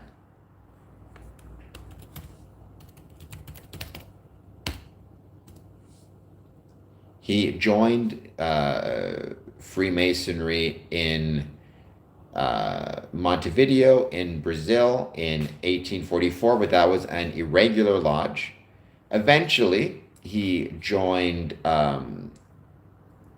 a regular lodge again in Montevideo under the Grand Orient of France in Brazil.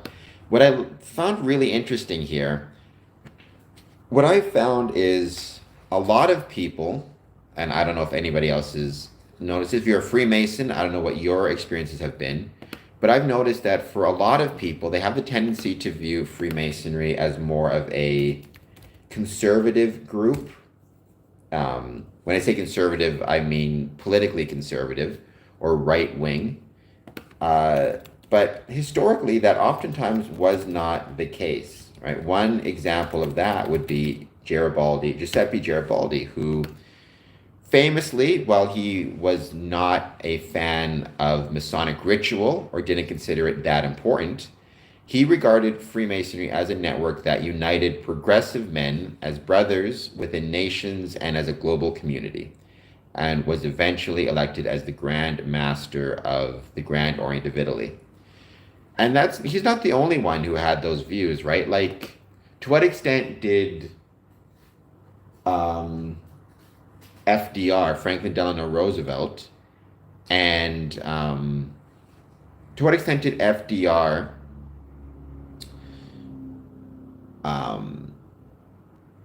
rely on Masonic progressive ideals when crafting the New Deal, right? Or even you could argue the idea of all men being created equal, maybe not practiced as much as it was written down, but nonetheless, to what extent did that progressive idea originate with Masonic ideals themselves?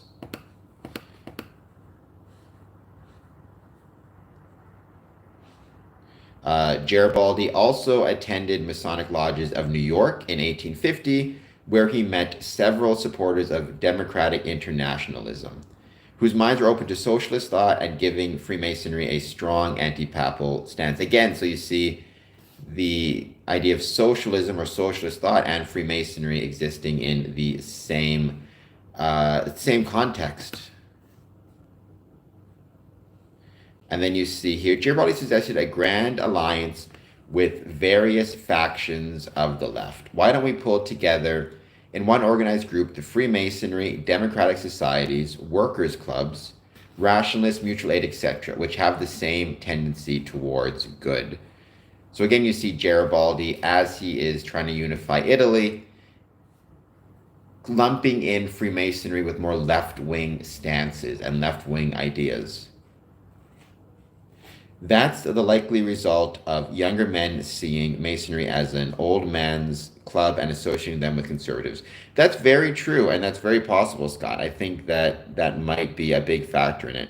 Sorry, Courtney, I missed your Much fear in the markets this time really feels different. All the Mag 7 stocks are sold by the tariffs. Our rifles will probably cost $5,000 soon, which is very scary. Although luckily I have to trade my phone in, so hopefully I can still trade it in before the costs go up and I can still get a good deal on my phone. Um, yeah, I mean, going back to what Scott was saying, I do think I don't, it's tough to say, right? Because I never personally, and I mean, I'm 41 now.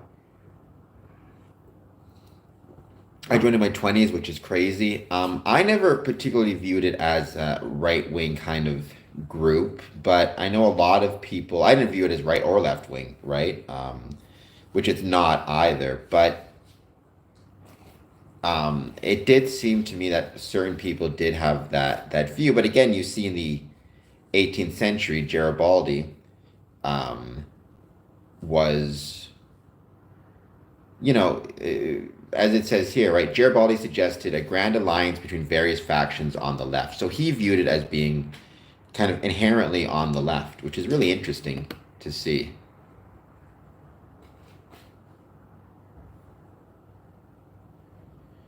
Um, Garibaldi, he was raised Catholic, which is interesting, but he abjured Christianity towards the end. He was a deist, supporter of Freemasonry. On his deathbed, Garibaldi asked for his bed to be moved to where he could view the sea. On his death at June 2nd, 1882, at the age of almost 75, he wishes for a simple funeral and cremation were not respected. He was buried on his farm on the island of Capria, along with his last wife and some of his children.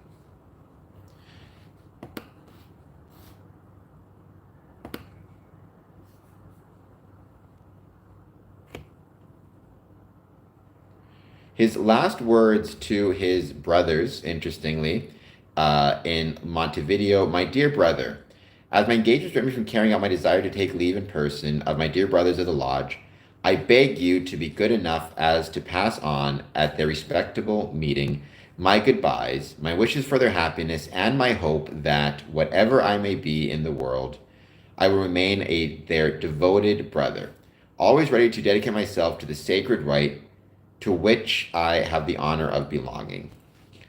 Never could words be more revealing and prophetic, for Garibaldi joining Freemasonry was certainly not a chance from an episode, but a pondered and binding choice made halfway through his life and conscientiously kept until his death.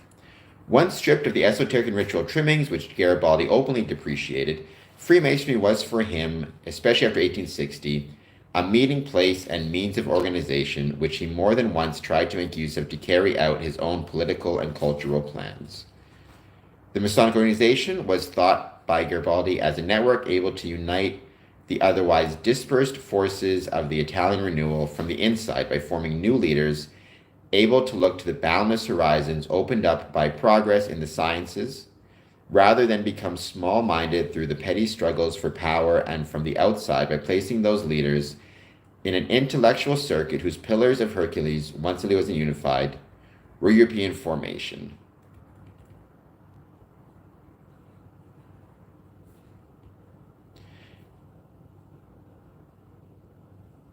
It's interesting also that Garibaldi joined a irregular lodge first, and then a few months later joined a regular lodge.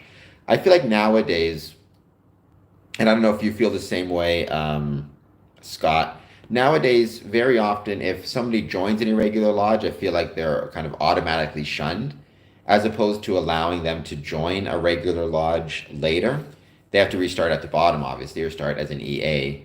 But it does seem sometimes we're pretty judgmental of men who may join an irregular lodge for whatever reason, either because they didn't know better, or maybe they had friends in that irregular lodge and wants to be part of both an irregular and regular lodge.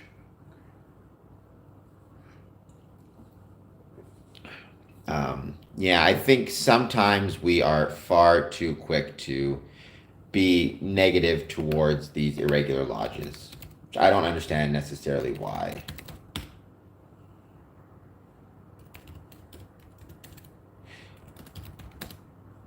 Yeah, I agree with that. Many don't know the difference. And it's unfortunate because if they don't know the difference, I don't think we should be punishing them automatically by not allowing them to join.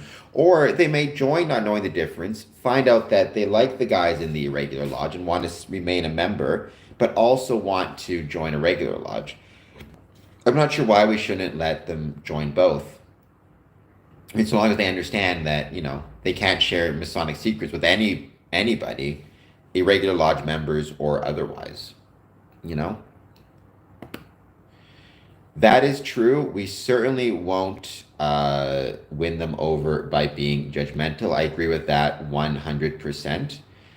Um, Also, I do agree, Courtney, with your statement. Depending what happens with these tariffs, we may see job losses, higher interest rates, less borrowing, and again, um, to what extent will that affect Freemasonry? If you have higher job losses, what will that mean for the ability for Masons to take part in Masonic events or activities or go to lodge?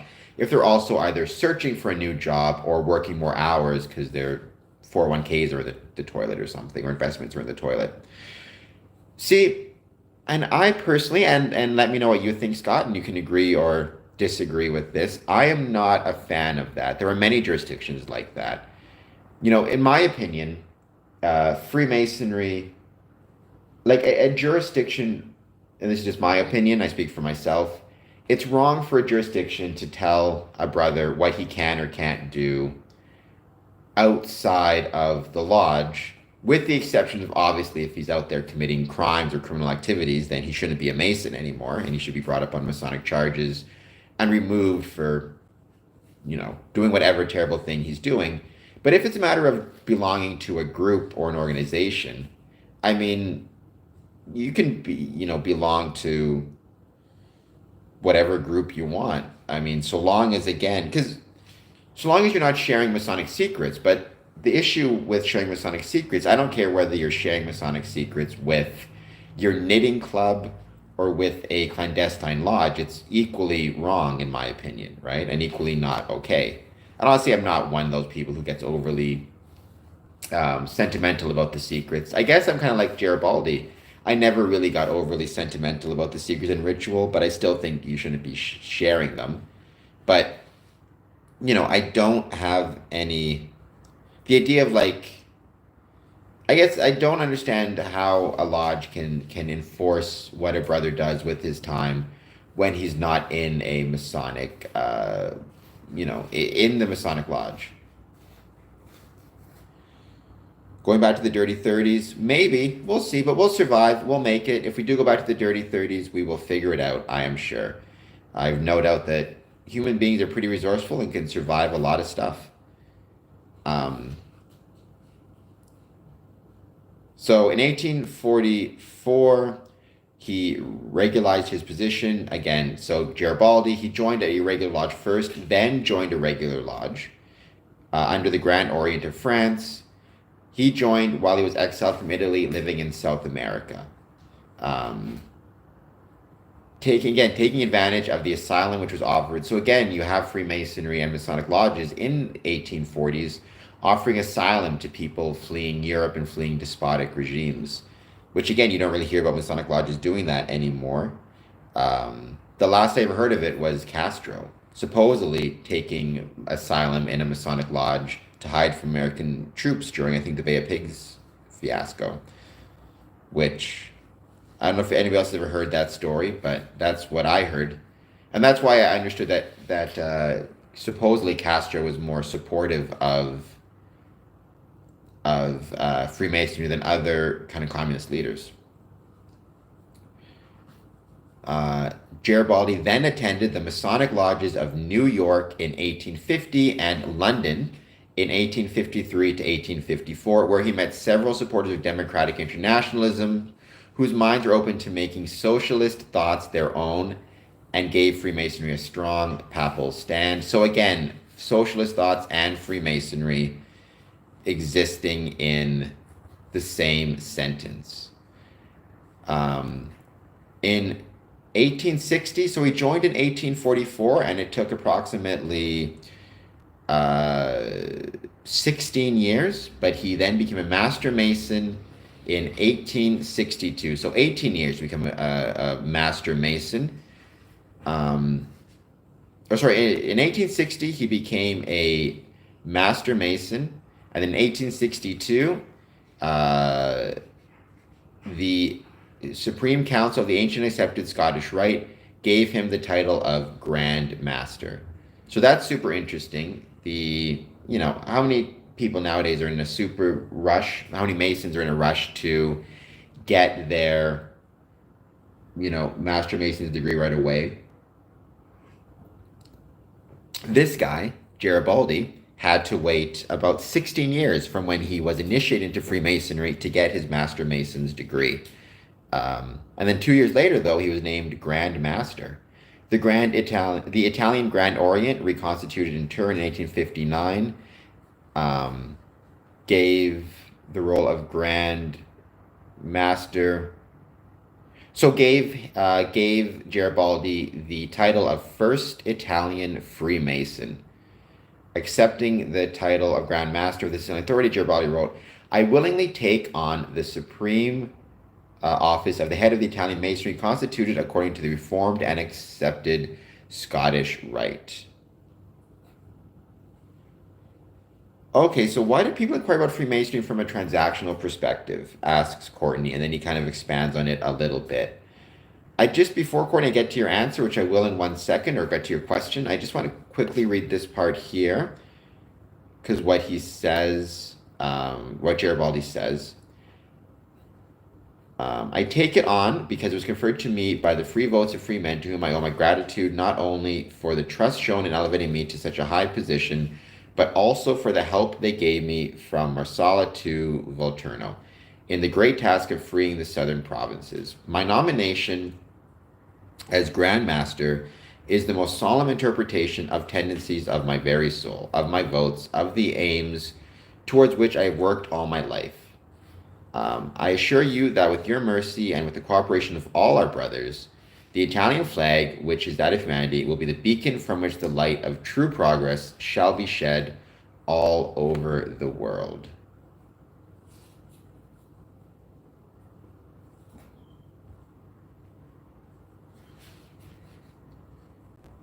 So the first Italian Masonic Constituent Assembly, held in Florence in May of 1864, with the participation of 72 delegates, elected Garibaldi with a large majority as the new Grand Master. He held this position for only a few months.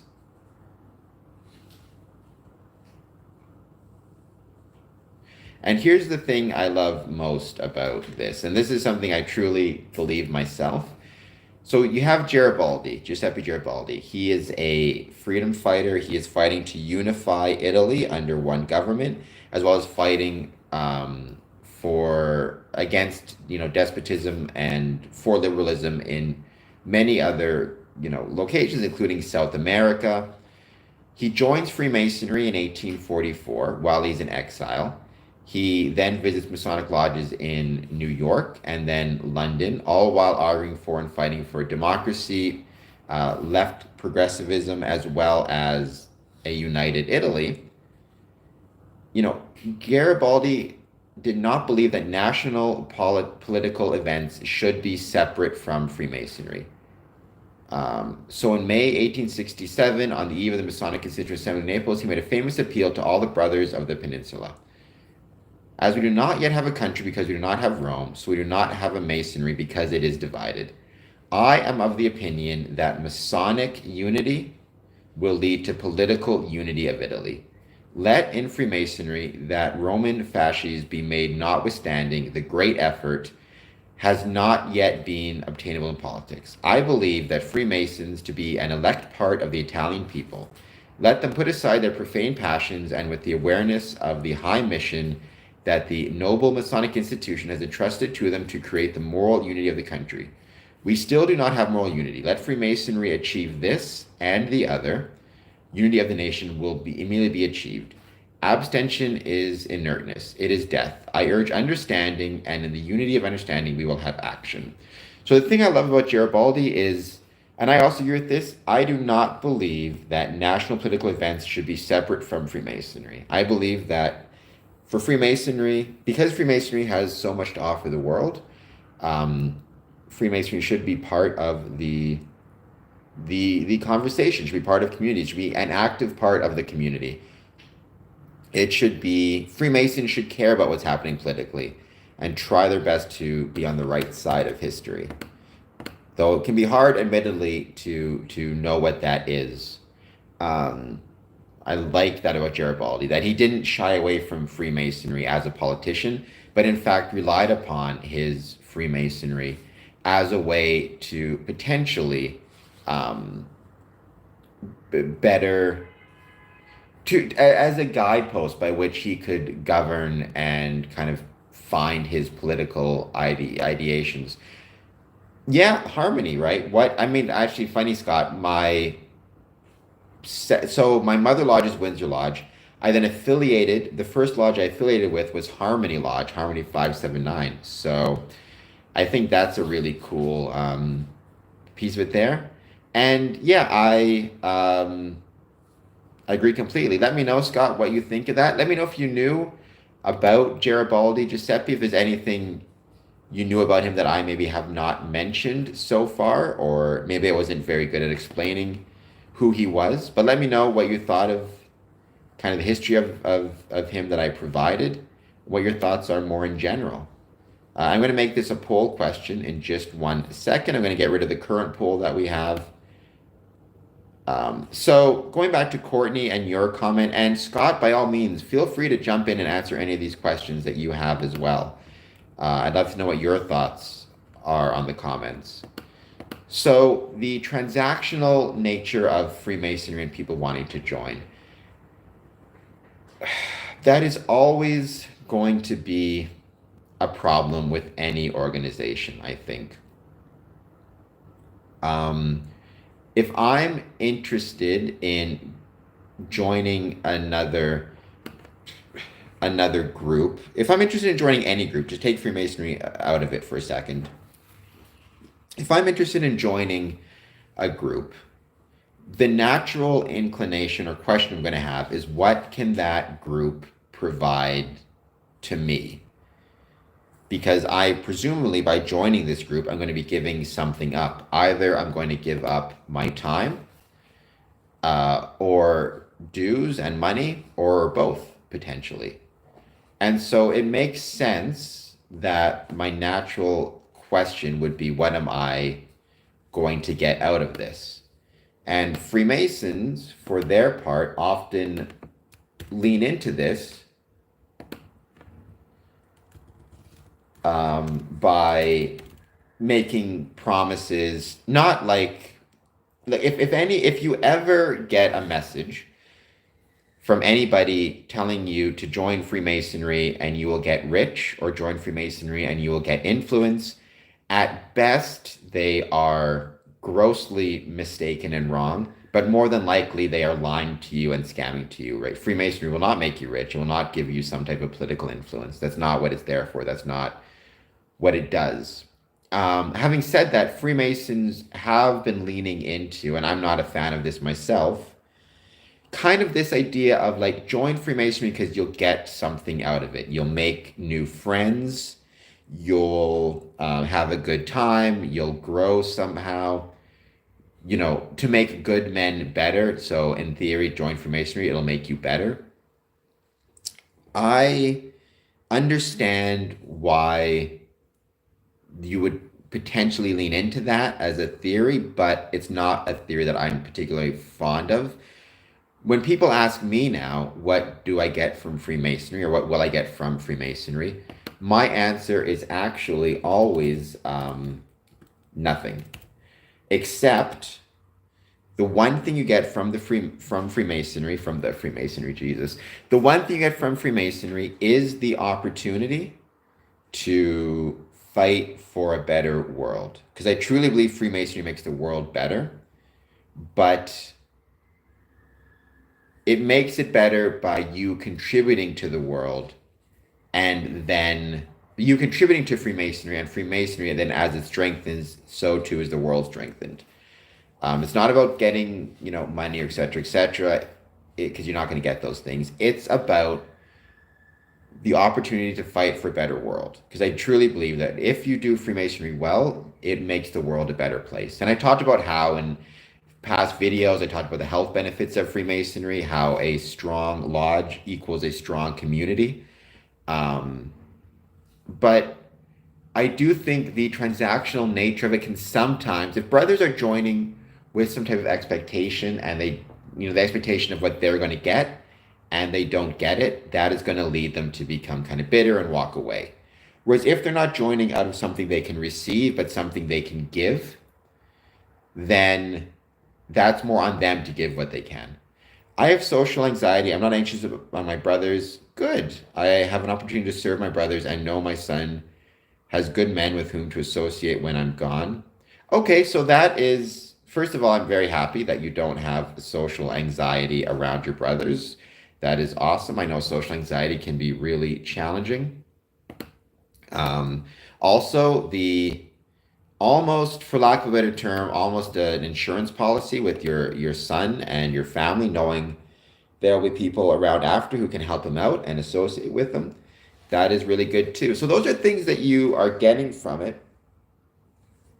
But again, I think when we emphasize what we receive as opposed to what we can give or what we expect our members to give, we kind of are to a certain extent doing a disservice to the craft, right? I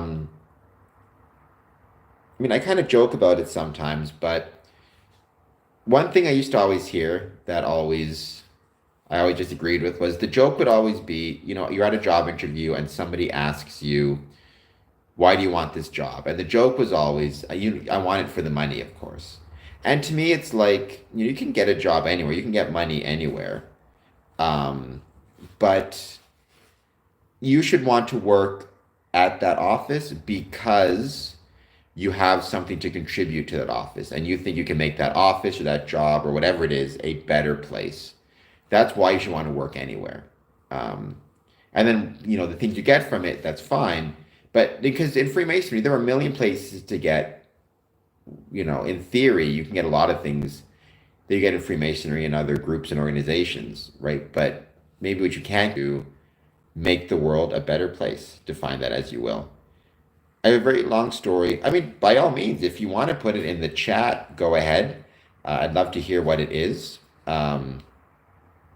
I'd love to hear your long story. If you don't want to put it in the chat, but you want to send me an email and provide the email, or provide the story via email, you can do so. What you can do is go to, let me just get it. Give me 1 second.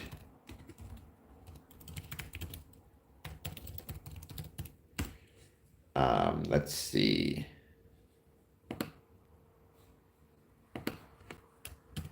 You can go here and send me an email through that link, through that contact link, and share the story that way. I'd love to hear it. And thank you so much for letting me know you have a story. I love the stories of my brothers.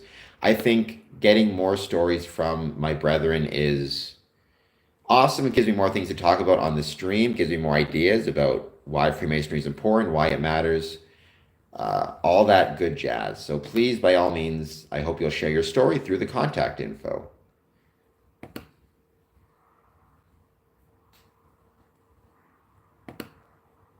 Three votes. Do you believe that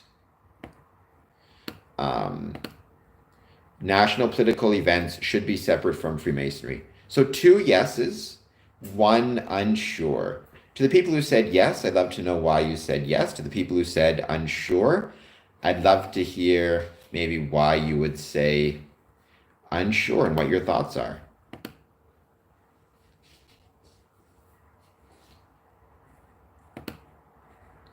And it was wonderful having, like I said earlier on in the stream, a lot of new people joining. As always, I always appreciate new audience members, especially audience members who are not themselves Freemasons, because I think that that really does add a lot of fun to the chat. Again, getting to talk to people who are not themselves Freemasons. So I'm going to do a poll question, by the way, and Courtney, everybody else, I am also going to be doing another Patreon exclusive live stream where you will be able to participate just like you did before. You'll have to call in to the stream directly through a link. So once I have that date organized, I'll let you know. It'll probably be fairly soon, but you'll see me advertising it on Patreon. So once I have that, I will let you know. In the meantime, if you're just joining us, please hit the like button, subscribe button, check out some of our other episodes, etc., etc. We are so politically divided. For a moderate who is tired of political bloodshed, I enjoy an environment where I don't talk about politics. That is a very, very good point. And certainly if Freemasonry becomes attached to kind of the political moments of the time, that will probably, or has the risk of increasing the potential division. There are, Masonic Courtney, there are more stars in the universe than grains of sand, which I think is really cool. But I guess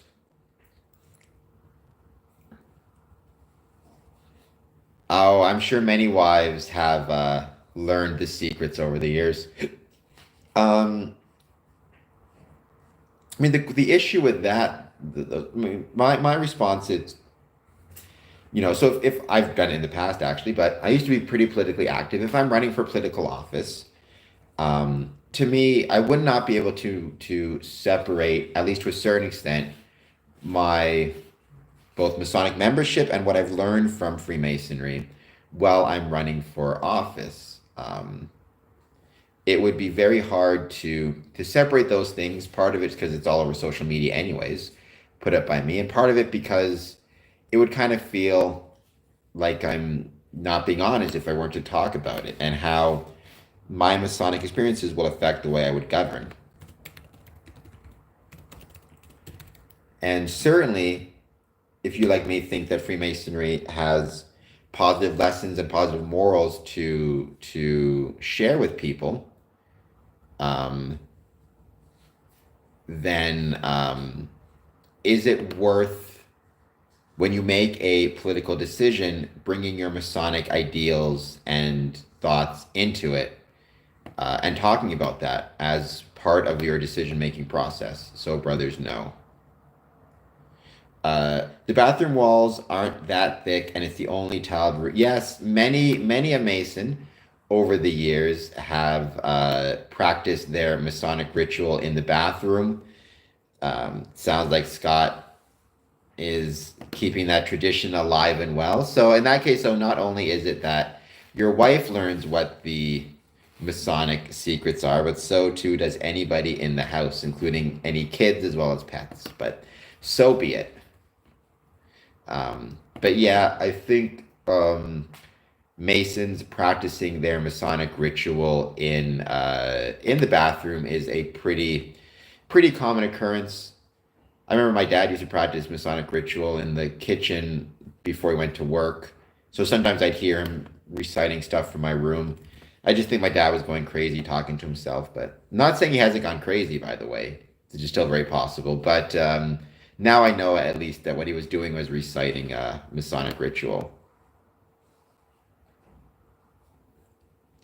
Also, I wonder if, again, in the same way that the kind of connection between Freemasonry and the left of the political spectrum seems to have been very common in certainly Garibaldi's time, FDR. If at the same time the idea that Freemasonry should not be separate from political events, that was also a relic of more the 18th and early 19th century, as opposed to kind of since the 60s, where again it seems to me Freemasonry has been more associated with the right wing, as well as a general rule more insular and less interested in being connected to political events or kind of the political climate of the time. 5 votes. Looks like 2 people said yes, national political events should be separate from Freemasonry. 2 people voted no, national political events should not be separate from Freemasonry, and 1 person voted unsure. Honestly, part of me thinks unsure is almost always part of me thinks unsure is the best answer to any questions like this. Absolutely, our lessons on morals are priceless. Their practical application is up to the brother as long as he keeps the obligation. Much like my religion, it's not my place to dictate to a brother. Which is a very good point, and I agree with that wholeheartedly. I think the reason why people might get uncomfortable, so let's say I'm running for Prime Minister of Canada, and I say, because I'm probably more left-leaning than ever before in my life. I was kind of always conservative growing up. But I have different kind of, but one policy I agree with. So let's say I decide I'm going to pass a law that makes all medicine free for anybody. Basically, we nationalize medicine the same way we nationalize our healthcare system or single payer system.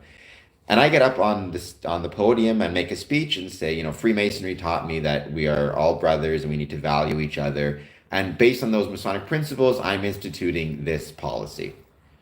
The danger is people who disagree with that political policy or disagree with me as the prime minister and voted for somebody else. Now they may have a negative view of Freemasonry as a whole because they will assume, well, every Freemason must believe the same thing or have these same political beliefs and will be less likely to join or develop a negative view. Whereas if I don't bring it up and just don't bring up, the Masonic side of it and just bring up this is my policy, Freemasonry doesn't get kind of splattered with the negative views on it. I mean, the best example of that, Scott, might be Bitcoin. I just actually did a podcast about cryptocurrency. Famously, Bitcoin, cryptocurrency, was invented by Satoshi Nakamoto, it's a pseudonym. Nobody knows who actually thought of this idea or who actually created this thing. And the benefit of that is you end up having to assess the idea on its own merits and not with any baggage you have, because maybe the person who invented it got in trouble in the past or said some things in the past that people disapprove of, or has skeletons in his closet, or maybe he's a member of a political organization or member of a group. Maybe he's a Freemason, right? And if he had put out his idea for Bitcoin and people knew, oh, that's George is a lodge. Now people are associating cryptocurrency with Freemasonry. Do they then, if they have a negative view of Freemasonry, do they then automatically have a negative view of cryptocurrency? Or vice versa, if they have a positive view of Freemasonry, do they then have too much of a positive view of cryptocurrency, right? To what extent does me talking about Freemasonry and my political beliefs and then implementing those political beliefs impact people's views of the craft? If that makes any sense. Would the star's dilation, or going into physics now, would the star's time dilation be more so from the speed or mass? I'm guessing speed, and at such a speed with time dilation. Well, I mean, the faster you travel, right? The faster you travel and the closer you travel to the speed of light, you wouldn't notice anything, right? You personally, from the observer's perspective, wouldn't notice anything. Neither would the people observing you would. So it wouldn't be a star so much, but let's say I'm on a spaceship and I'm blast off and I'm traveling at the speed of light, or as close to the speed of light as I can, because it's impossible to travel at the speed of light, but I'm traveling as close to the speed of light as I can. And then, I do that for what to me feels like 5 years. When I came back to Earth, I don't know how many, millions of years would have passed by. The mass doesn't matter. The mass doesn't affect time dilation for the object. But again, if it has significant gravity, then it would. We saw that in Interstellar. So Goodbye, Dad. Thank you so much for being here as always. I'll be talking to you soon as I get ready to come back home.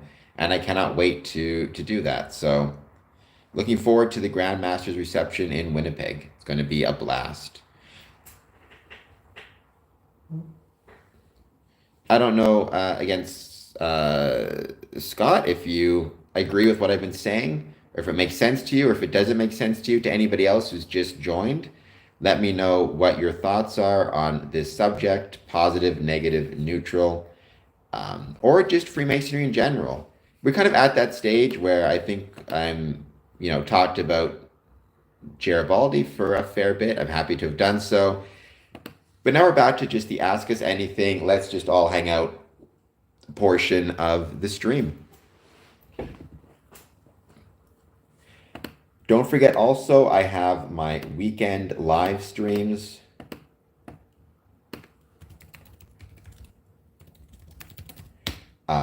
On my personal channel where I do movie watch-alongs. This weekend, I think I'm going to watch Mulholland Drive.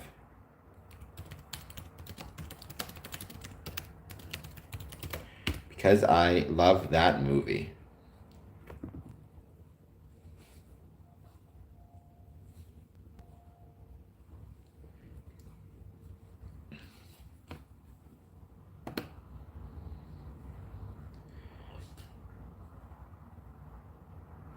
I enjoy the conversation. I appreciate your perspective. This is what seems to separate us from most of the world. Do you mean different perspectives or not being willing to have conversations? Because I agree, there does seem to be just a lot of separation in the world in general, which I think is really unfortunate, and I hope that over time that can change, and we can stop having so much separation. By the way, I hope everybody is doing well. Please hit that like and subscribe button if you're just joining us. Let me know how you're doing and what it is you want to talk about. One thing I was thinking of mentioning is I'm doing this live stream via my phone. I'm up to getting my phone replaced. And so I'm looking for maybe another Android phone that's better for live streaming. So let me know how I sound to you guys right now, though. If I sound good, if I look good. I mean, I know I'm ugly, but according to somebody above, I have a very big head. But how I look, but I'm probably gonna be getting a new cell phone soon and maybe doing some new streaming soon. I'm just gonna put back in the chat so people know if they're just joining us.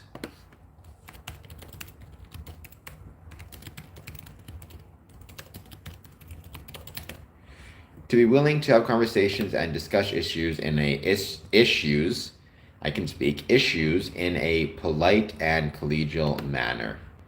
I agree with that 100%. That's the thing I love about this stream, especially when I get people on who are opposed to Freemasonry or who don't like Freemasonry. The thing I love about that is it gives me the chance to discuss with them, again, in a polite and collegial manner, why I love Freemasonry, why I think Freemasonry is an awesome thing, and maybe get them to potentially reevaluate their negative views of Freemasonry a little bit. That's always kind of one of my main goals. Because it's way too easy to allow negativity, especially negativity in an online space.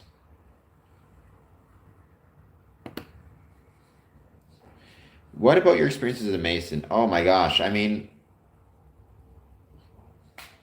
I think it's snowing outside right now. So much for spring. There's always one. I mean, I would say it's tough for me to even talk about my experiences of Freemasonry because there's so many.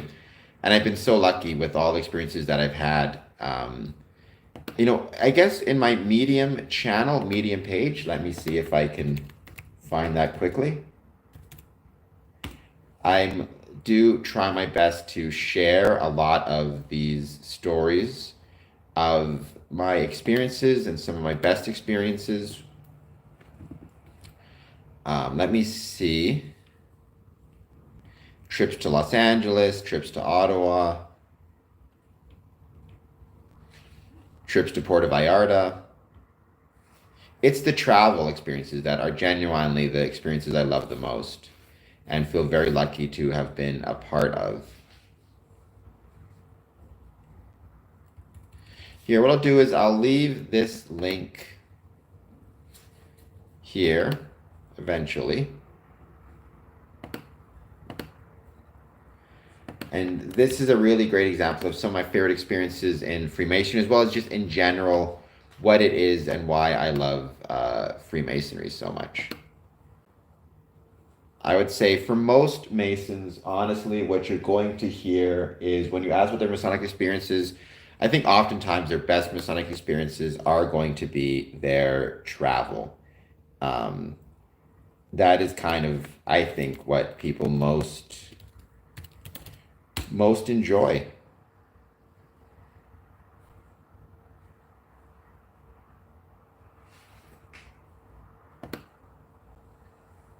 Just giving it a bit more time to see who wants to join us in the chat. As always, when you join, please hit the like button, please hit the subscribe button.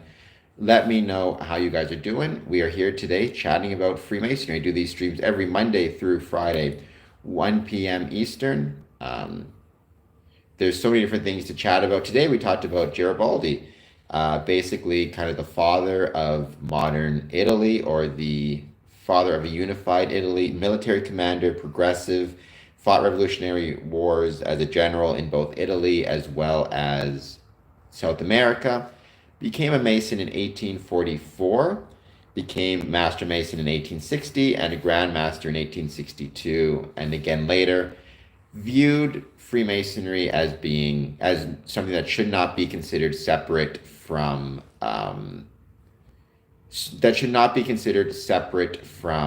the national politics, which made him unique in Masonic circles both then and now, I think. But I think that's really cool.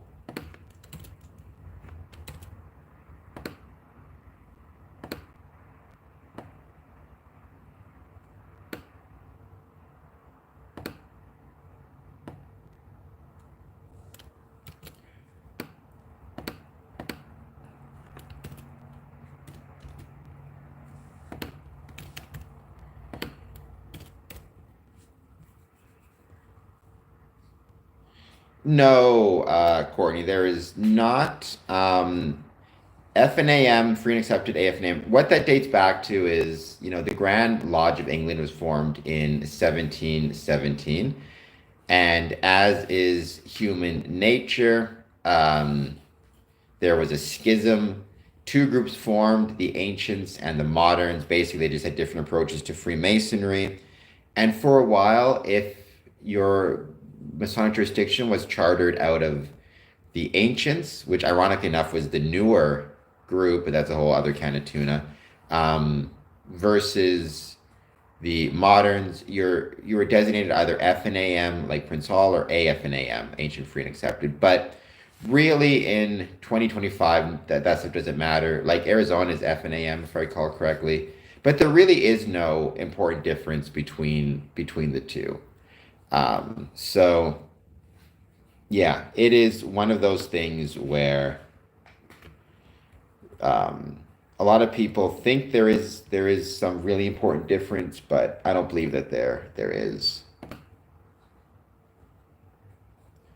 Like I said, it just goes back to a time when there was a dispute between different groups of Freemasons, the ancients and the moderns, and kind of FNAM was, if I recall correctly, FNAM were the moderns and AFNAM were the ancients, but I could be mistaken about that. No, it's not a dumb question at all. It's a very common question. A lot of people ask that question. What is the difference between FNAM and AFNAM? It's historical, goes back to I can't think of when now off the top of my head. 1823, if I recall correctly, was when the United Grand Lodge reformed. But I could be getting these dates completely wrong. I used to know them better than I do now.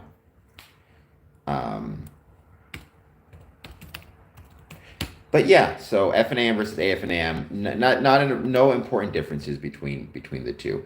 Welcome if you are just joining us. As always, please take a moment, hit the like button, hit the subscribe button. I can't believe it's snowing outside right now, um,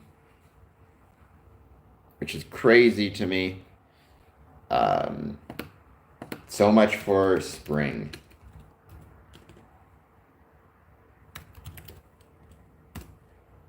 But I hope everybody is doing very well. Please hit like, please hit subscribe. Let me know how you're doing, what it is that you want to chat about. We were at that point of the stream now where it's kind of ask us anything. I love talking about Garibaldi. Thank you, Courtney, for suggesting him to me.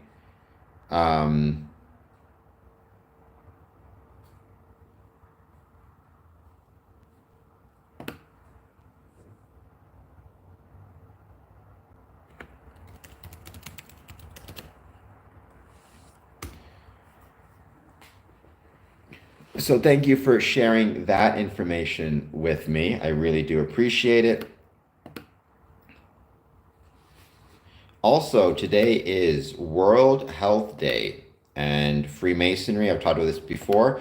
Freemasonry, in my opinion, based on my research, protects people's health, protects people's both mental and physical health by providing connections. I've done YouTube shorts about the health and well-being and how Freemasonry improves people's health and well-being. I can talk more about that in the stream, maybe even on another day. But again, the connections that you forge in Freemasonry, which causes you and allows you to be friends with people, those connections are incredibly important for those connections are incredibly important and incredibly protective of people's health. There was one study that showed that if you have, let's say, a heart attack or a stroke or whatever it is, and you are you receive no visitors from if you have a heart attack or a stroke or whatever it is, some type of serious medical issue, and you end up in the hospital and you don't receive any visitors, you are like 2.5 times more likely to pass away from complications or a second heart attack or a second medical emergency than those who have visitors show up to see them. So I think that's a really important thing. And again, on World Health Day, we talked about this in Bowling Alone, in the movie Join or Die. Like, having Masonic connections is so important. Or not having, just having connections in general, but Freemasonry is one avenue through which you can forge those connections.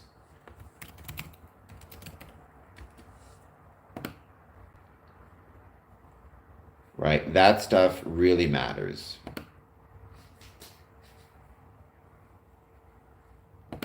And so on World Health Day, let's all take a moment to be thankful for Freemasonry and the ways in which it helps the ways in which it supports and protects our health. Do you believe that national political events should be separate from Freemasonry? So looks like there's been 6 votes, 3 yes, 2 no, 1 unsure.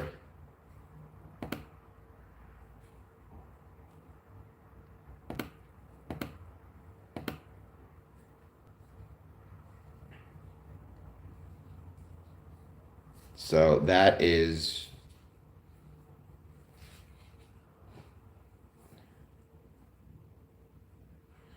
really interesting. The people, it looks like somebody just joined us and just said yes. So to the person who maybe just jumped on and said yes, if you could let me know why you said yes, I'd very much appreciate it. To people who said no or unsure, I'd also love to know what your thoughts are. In the meantime, though, if you're just joining us, please hit the like and subscribe button. Let me know how you're doing. We are here chatting about Freemasonry. It was great earlier on today as well. We had a lot of new people joining the stream, which is always appreciated. My favorite thing to do is have new people join the chat and say hello and let me know what they're thinking when it comes to Freemasonry, positive, negative, or neutral. I'd always love to know.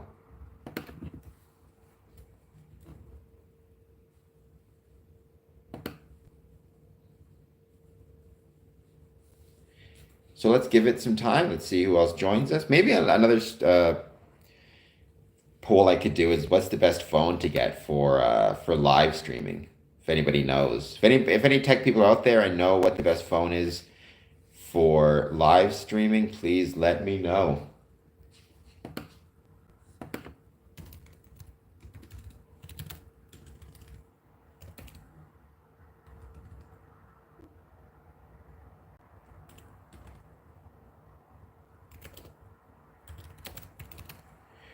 I'm just giving a bit of time, see who else joins us, who jumps in the chat.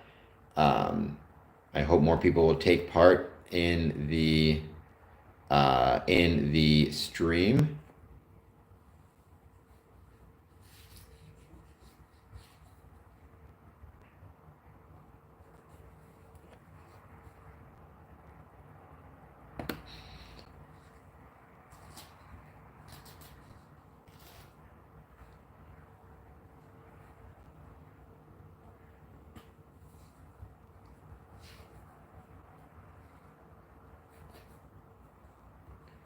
Welcome if you're just joining us. We are doing my daily live stream, Scoring Comes Promotions. I do these streams every Monday through Friday, 1 p.m. Eastern, where we chat about Freemasonry, positive, negative, neutral. If you have any thoughts, I was talking about Giuseppe Garibaldi, Italian, I guess, kind of the father of modern Italy, father of Italian unification, as well as a very active Freemason, and what that meant for he was a Freemason and the way that Freemasonry impacted his political views, the fact that he was so open about how Freemasonry and his politics intertwined, which I think is fascinating and very cool. So we were talking about that, and that's where the poll question leads from. And now from there, though, we are just chatting about kind of whatever anybody wants to bring up.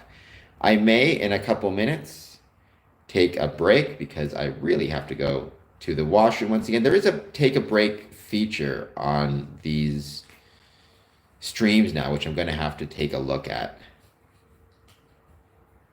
Generate, that is an excellent topic. That's also a very, very long topic, which, I can only imagine how long of a topic that will be. Having said that, you're absolutely right. I mean, lodges need to be caring more about generating revenue and the extent to which they generate revenue because,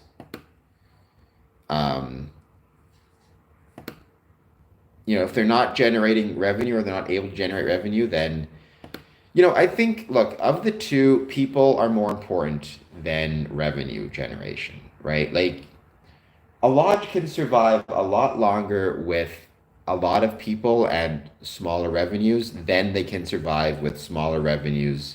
Then they can survive with larger revenues and a smaller or declining membership base. Because at that point, you're basically just a bank account in search of a purpose, right? Which is unfortunate and not what you want. But you do need to consider both because if you're not producing revenue sufficiently and successfully, I mean, that's going to affect your ability to have a building, have events, have dinners, have special events, have a junior wardens fund, have refreshment, purchase regalia. Like you need both. You need to consider both. As much as some lodges tend to either think the only thing that matters or the one thing that matters is their finances or people. You kind of need both. You kind of need to keep both in mind. So, but I mean, generating that is, oh my gosh. And then you have to take into account, like, how are you generating revenue? Are you generating revenue for your building or for your lodge in particular? Do you charge ticketed events? Do you run those at cost? How do you set your dues, right? Dues tends to be the standard way to raise revenue. How do you set them? If you set them too high, does that affect the number of people you have coming to lodge? It's incredibly challenging and incredibly tough, but worth exploring in more and greater detail. So hopefully, because thank you, Courtney. I think that's a great idea. Hopefully, I will be able to find the time to generate more to approach that question.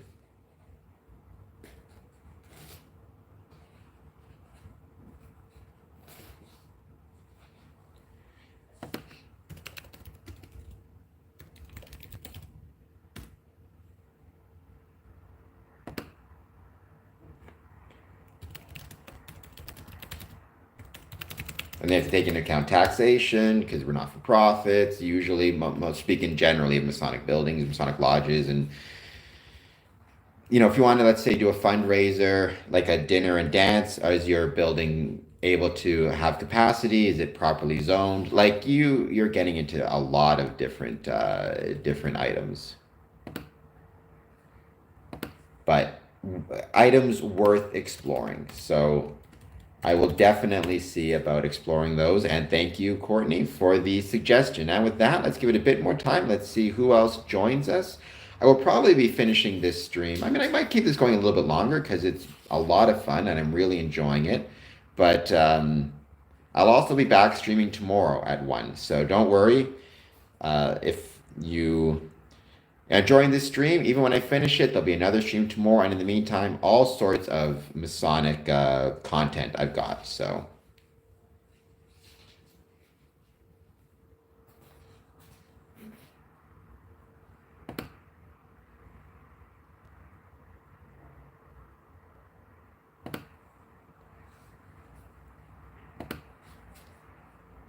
it's interesting, 6 votes. I'm not surprised that we had 3 votes on yes for National Political Event should be separate from Freemasonry. I am surprised though that of the 6, it was 3 and 2 no, 1 unsure.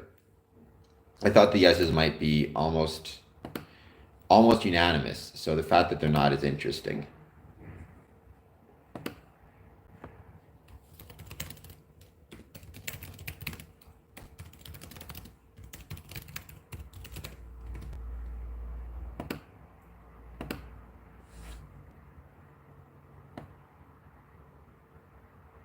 I'm actually just putting on Twitter right now, what is the best phone for live streaming? Because again, I'm looking at going to get a new phone soon, maybe today, who knows?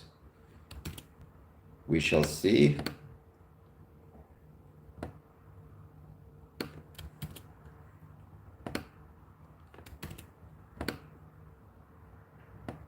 I actually don't even know what half of these phones are.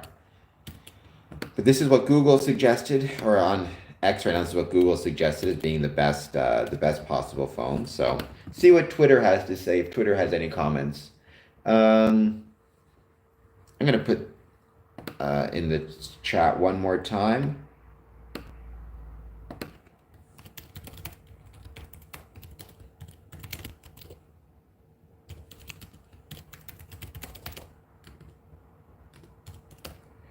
Just see if anybody else jumps on. Thank you to everybody who has taken part so far. Truly appreciate it, including the people who have subscribed to this video or to this live stream, to the channel, I should say. That is also truly appreciated. If you're new to the stream or just joining us, please jump in the chat, say hello, hit like and subscribe. I do these streams every Monday through Friday, 1 p.m. Eastern, where we chat about Freemasonry. Positive, negative, neutral, all that good jazz.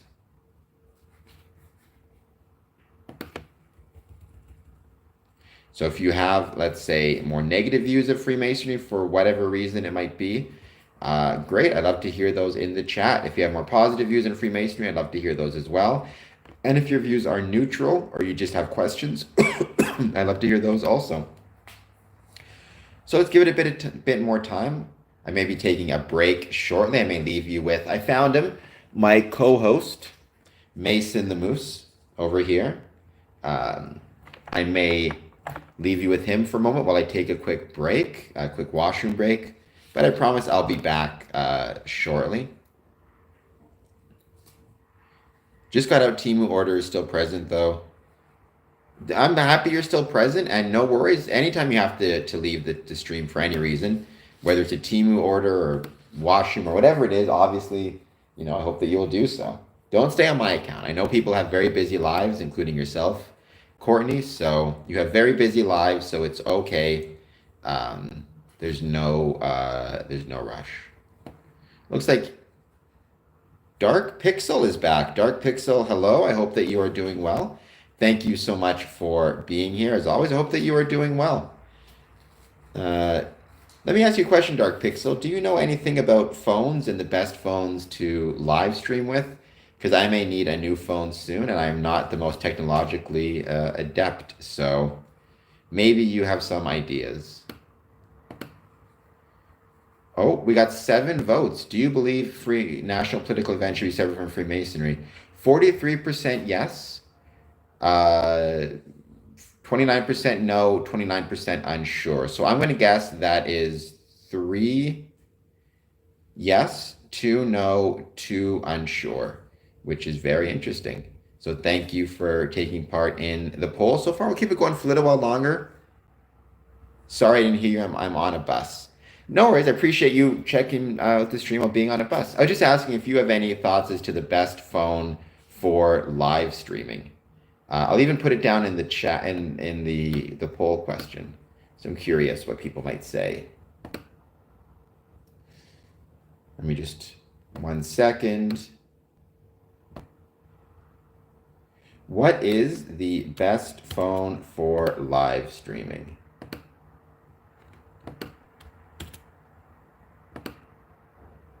And then these were the suggestions from the Google. So let's see. No worries. I think sometimes younger people are better with technology than I am. So I think you're younger. So I figured I would ask everybody. But we'll put it in the chat, see if anybody has any ideas. Or just says no idea. I mean, this phone has been working pretty well, but it is time to upgrade. I have the option of upgrading. Might as well take advantage of it now because I think prices are just going to keep going up anyways. So, but Dark Pixel, it is good to have you back on stream as always.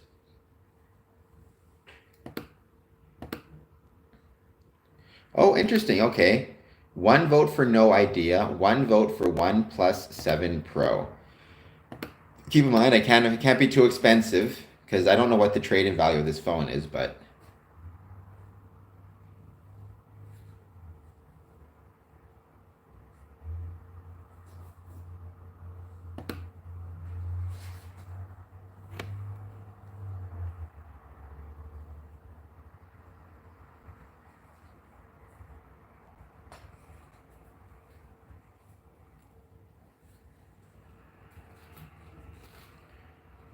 welcome everybody for just joining us. Please, as always, I'm on a bus. It's 1 a.m. I have been on many buses at 1 a.m. Oftentimes when I'm traveling, especially when I'm traveling from Windsor or from Detroit to Chicago, it will be, I'll take the all-night bus. That way I get to Chicago. So if I leave at like midnight Detroit, I get to Chicago around 5 a.m. or 5:30 a.m., which means I have that entire day as part of my travel, plus any other days I'm there. Whereas if I take a, bus during the day, maybe I arrive in Chicago 4, 5, 6 p.m. and then I just have that evening. So I love traveling late at night or overnight. I love taking buses. I'm going to Spain. That is awesome. Congratulations. I've never been to Spain. I sadly haven't really done a lot of traveling in Europe altogether, but I'm sure I hear it's an absolutely beautiful country. So I hope that you enjoy it. And I hope that you have a great trip. Nothing is, okay.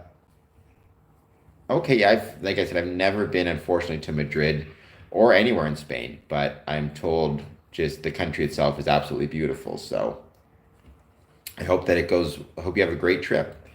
And yeah, all night buses are fun. At least that way, when you arrive in the morning, and hopefully you have a full day ahead of you to travel and check out the sights and all that good fun stuff.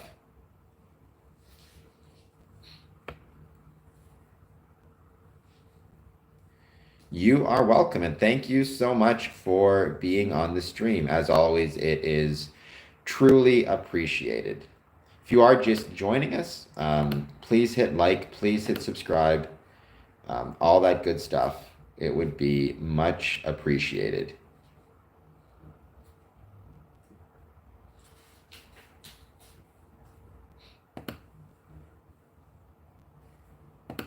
We got another like, so thank you so much for that. The person who voted for the, let's see, we got one vote for the OnePlus 7 Pro. Let me know what it is about that bus that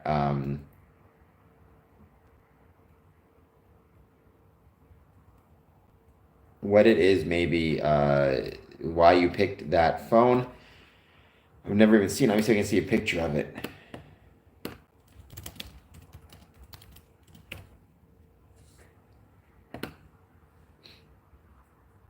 48 MP main camera, ultra wide angle lens, 3x optical zoom, combined with smart screen recognition and new nightscape. All right, that's kind of cool.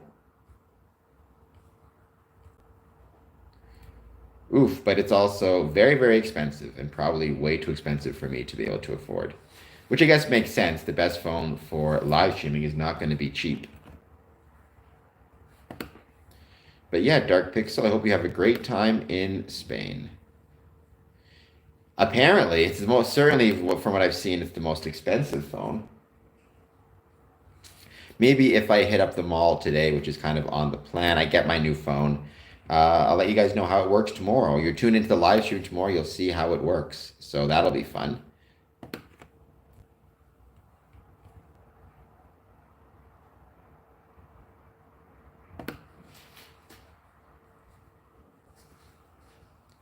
Though I do have to also, as always, there's always some work to be done and stuff like that. But let me know anything you want to chat about Freemasonry, positive, negative, neutral. I'd love to hear it. Anything else you want to talk about? We were talking about, speaking of Europe, Giuseppe Garibaldi. He was the kind of founder of modern Italy, or at least the unification of Italy in the 18th or 19th century, I should say. Freedom fighter in Europe as well as South America, active Mason, and he viewed Freemasonry as kind of inseparable from his political ideology, which is interesting because you don't see that as much anymore as we used to. And so, what does that mean? That was one of the things we talked about. I really enjoyed.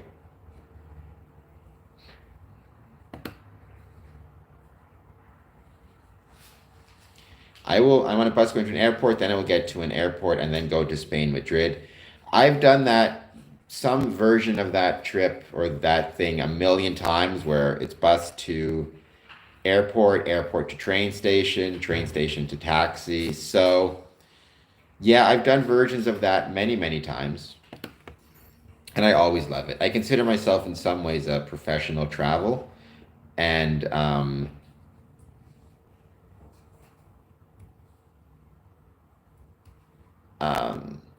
yeah, so you're not alone. I've done that many, many times. And I always love it. I think, you can consider it, in my opinion, kind of a blessing to be able to travel. It's so many people don't get the opportunity to travel anywhere, unfortunately. So I, yeah, I always consider myself very lucky whenever I get to travel anywhere, whether I'm taking a Greyhound bus that's packed with sweaty, smelly, interesting people, to taking a plane, to taking a train, to et cetera, et cetera. It's always a lot of fun. Well, enjoy your flight, and I hope you have a great time in Madrid. I do too. Travel is great. I write a lot about travel in Medium, and why I love to travel and why I think traveling is kind of a duty incumbent on every Mason. So great to see you traveling as well. I'm sure it's going to be a blast.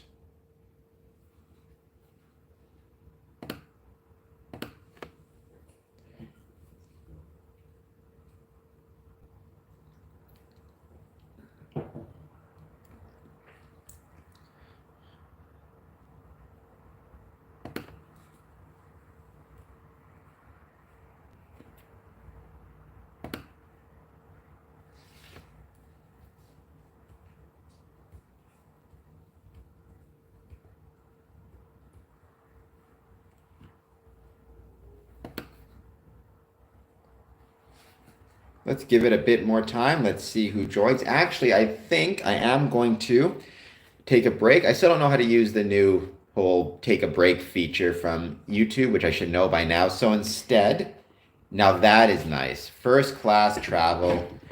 Oops. One thing I always loved was um, watching those YouTube videos of the like Etihad Airlines fancy first class travel flights. I'm gonna leave Mason the Moose here. Let's see if I can get him on the screen well. Almost. Whoa. Let's see. I'm gonna push this back here. Hold on a second. This is stay. Okay, that's Mason the Moose. He's the co-host. Um, I agree. By the way, I also mostly like things that are not expensive. I prefer not expensive to expensive. I have to run to take a break, but I'll be back in 2 moments. If you're just joining us, hit the like and subscribe button. I'll be back on this live stream in a second. You can maybe hear my cat.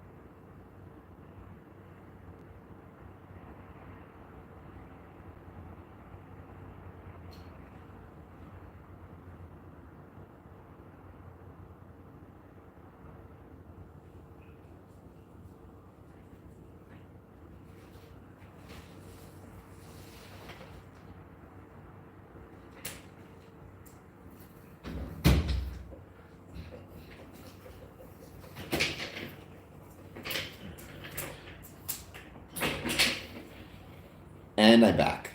There we go. Hope my co-host was a good co-host for me or guest host while I was away. Stop staring at my soul. Well, Mason the Moose will do that. In fairness, Mason the Moose will stare at your soul. Unfortunately, um, Canar, welcome back. Thank you so much for being here once again. Truly appreciate it. It's great to have you back. Hope that you are doing well. Hope that you'll hit that like and subscribe button. Answer our poll question if you can. Well, Mason the Moose will do that to people, but he's really a good dude, right? He's really a good Mason. So, Canner, let me know how it's going. We are here chatting about Freemasonry as always. Normally, I chat about, today I was talking about Giuseppe Garibaldi, the father of modern Italy, a Freemason who was also instrumental in the unification of Italy as a country. Um, so we talked about that on the stream, but now we're just at the Ask Us Anything, talk about anything related to Freemasonry. No worries. Thank you so much, Dark Pixel, for being here as always. Mason the Moose says goodbye as well. But Canner, welcome back. It's great to have you. As always, want to hit that like and subscribe button. Let me know how it's going and what you want to talk about. We're at that part of the stream where it doesn't have to be talking about Freemason. It can be talking about kind of anything that we want to chat about.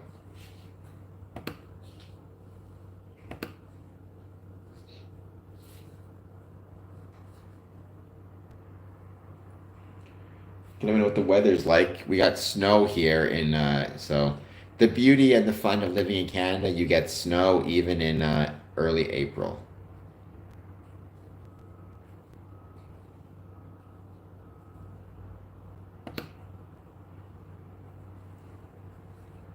But as always, I hope that everybody here is doing well. Please take a moment, hit that like button, hit that subscribe button. Let me know how you're doing and what it is that you want to talk about.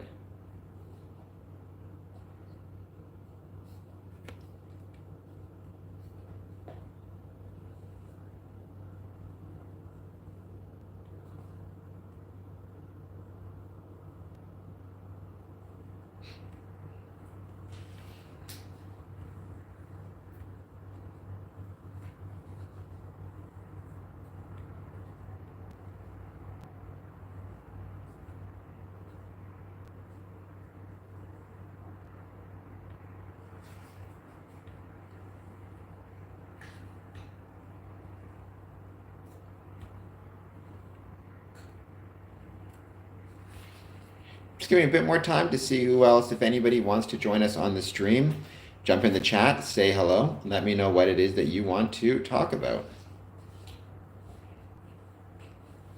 And as always, positive, negative, neutral, anything about Freemasonry is fine with me. Also, next week, Saturday, will be another marathon, another midnight movie watch along.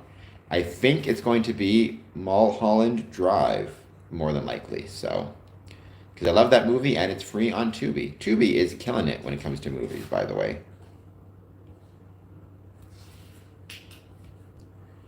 But no rush for now. Let's just see who else joins us. And also, if there's any topics you want to see me discuss tomorrow, please let me know. I'd love to get some topic ideas. I have a few myself, but I want to see if the audience has any ideas. So.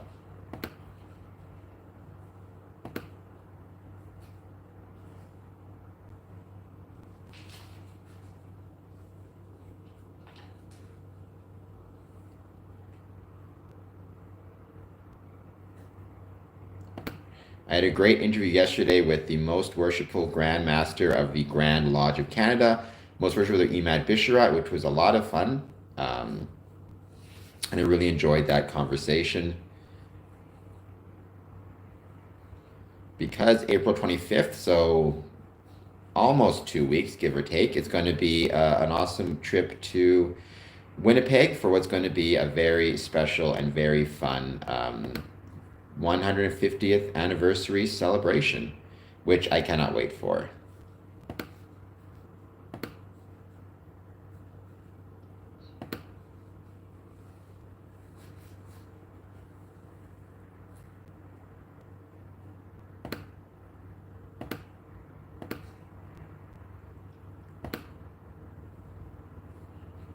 Oh, 4 votes. Okay. The person who put the 4th vote in, what's the best phone for live streaming? 1 vote for OnePlus 7 Pro, 1 vote for Google Pixel, and 2 votes for no idea. Whomever picked Google Pixel 4 XL, if you let me know maybe why you picked that phone, or what is it about that phone that made you pick it for live streaming, I'd love to know, because I'm at the stage now where I can potentially trade my phone in for a new one, which is exciting.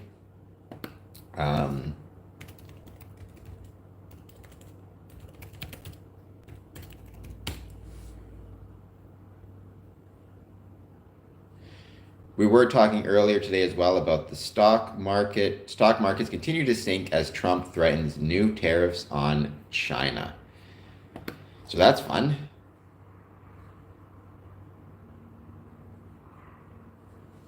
Simulation. Google Pixels are great phones. I'm not an expert though. No worries, Simulation. Thank you for at least jumping in the chat. By the way, I'm not sure if you've ever been on this stream before. If you haven't, I hope that you'll hit the like and subscribe button. I do these streams every Monday through Friday, 1 p.m. Eastern, where we chat about Freemasonry. So let me know, Simulation, if you haven't on the chat before and I just forgot, then I'm very sorry. But if you haven't, let me know if you have any questions about Freemasonry, positive, negative, neutral, or anything else that you want to talk about. We're at that stage now where it's kind of just anybody, anything people want to discuss. I was earlier talking about Giuseppe Garibaldi, father of kind of modern Italy, and a active Freemason who kind of viewed Freemasonry as being kind of inseparable from his political stances. But welcome, Simulation. Like I said, I don't know if you've been on the stream before. I don't remember. So thank you for being here. Hit that like button, hit that subscribe button, etc., and let me know if there's anything you want to talk about or any questions you have about Freemasonry. I'd love to try to answer them.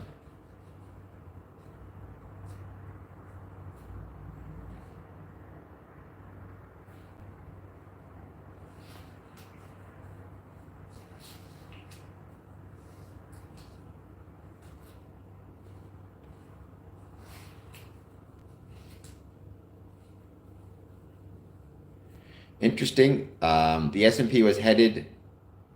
I'm new. Your stream just popped. Well, thank you. Thank you to YouTube for sharing my stream. I truly appreciate it. No, I have no questions. No worries at all. I still very much appreciate you being here. This is kind of that portion of the stream where it's just an Ask Us Anything section, like I said, where what we're talking about is Freemasonry. So if you have no questions, that's no worries. I'm wondering if maybe you on YouTube search things related to, I mean, sometimes people search Freemasonry or search occult or search secret societies or search fraternities or, search people who are Freemasons like George Washington. For whatever reason, I do very much appreciate YouTube sharing my stream.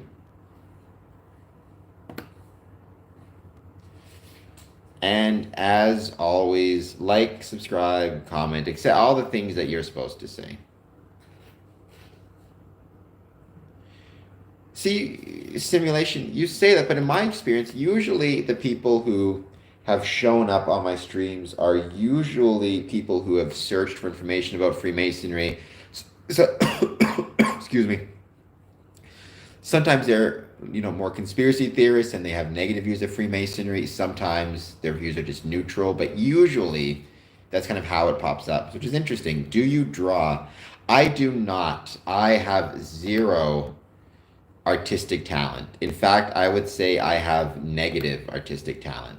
Can't draw, can't play musical instruments, can't do any of that stuff. Can't paint. I'm always in awe of the people who can. I think they're incredibly impressive, and the work they do is incredibly impressive. But sadly, I cannot draw myself. Who knows? Maybe. Yeah, I would say there's some people who have no artistic talent. Maybe I would say I have negative artistic talent. Well, I appreciate your encouragement, Simulation, but in fairness, you've never seen me draw, so I never, it's just those specific skills, artistic skills or artistry kind of, shall we say,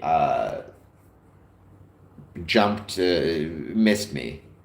I like to think I'm good at talking. That might be the only thing I'm good at, talking, but I like to think I'm good at that at least, but as for anything else, it's pretty hit and miss.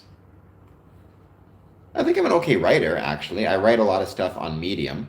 I don't know if you ever read anything about Freemasonry, but I do have a Medium page where I write a lot of stuff, and I enjoy doing that as well. So there's that also. What about you, Simulation? Do you draw, or are you an artist of any sort, whether it's drawing, painting, anything else to that extent?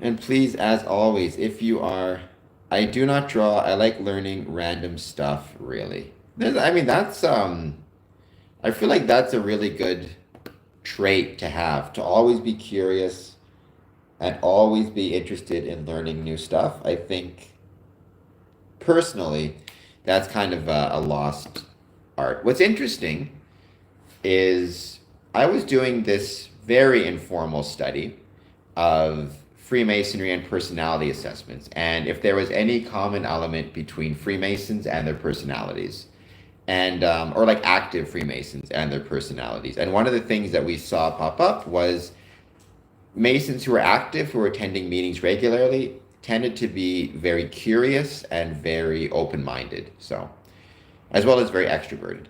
Am a computer engineering student. Okay. Well, then you are a lot smarter than I am. I can assure you of that because I do not know the first thing about computers at all. Um, I don't know how they work. As far as I know, there's a whole bunch of really tiny elves inside of my computer and inside of this phone, and they are twirling a bunch of wheels and gizmos to make this thing work, which, to be honest, would be. I understand that explanation about as well as I would probably understand anything that you would have to say to me because I am no engineer. Yeah, but I don't know how I'm streaming. Like, this might as well be magic. My ability to speak to you, simulation, on the other side of wherever it is you are, I have no idea. It could very well be an invisible carrier pigeon sending signals back and forth for all I know. So, the I am very, very much in awe of engineers and people who are able to do this work because, again, it's incredibly impressive. And it also makes me think, though, that your vote was probably, pretty sound when you said the best phone was the Google Pixel. You said, I'm at this stage where I can trade my phone for a new one, so I'll be looking for a new phone to stream. As I was saying, I do these streams every Monday through Friday, 1 p.m. Eastern, where we chat about Freemasonry. People who have positive views, negative views, neutral views. I hope that you all can jump on and say hello. And if there's anything else that you want to talk about, doesn't have to just be about Freemasonry. We're at that stage of the stream where it's just kind of an ask us anything. I have a Nokia 210, but it works great. Hey, if it works, right? That's what should matter.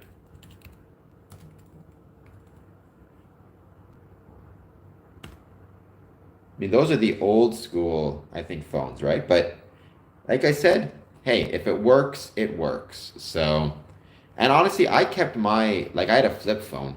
I kept my flip phone for years after we had switched over to the like iPhones and Androids and stuff. And I genuinely loved my phone, so, and still do. I still love that flip phone. I miss it. I think I've got it somewhere in this apartment still. You could probably find it. I should probably look for it one day. Might make a fun antique. Could do like an antiques roadshow stream. I don't know, simulation. If you, because as a computer engineer, if you have any old tech that you really liked or have kept or anything like that. And as always, though, please take a moment if you're just joining us. Hit the like button. Hit the subscribe button. Liking, subscribing, commenting, all that stuff helps big time other people finding the stream. Actually, yes. People have told me I look like Mark Wahlberg. The other one I get a fair bit is Matt Damon.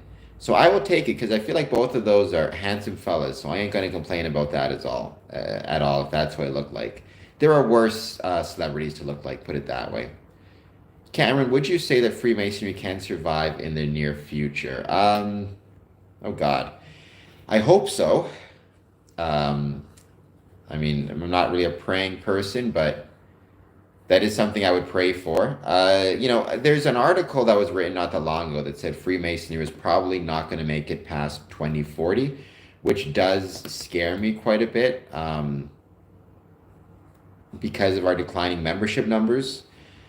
But I mean, I certainly think it's going to survive until 2040 at least. So it kind of guess it depends how you define near future. But to me, the concern I have isn't so much surviving, it's relevance, right? Because I'm no interest in Freemasonry if it survives, but is kind of irrelevant to the communities in which it's located and the members don't care about it. Then it's just basically names on a building, names on a piece of paper that doesn't really mean anything, right? My concern is, will Freemasonry continue to be relevant in the future?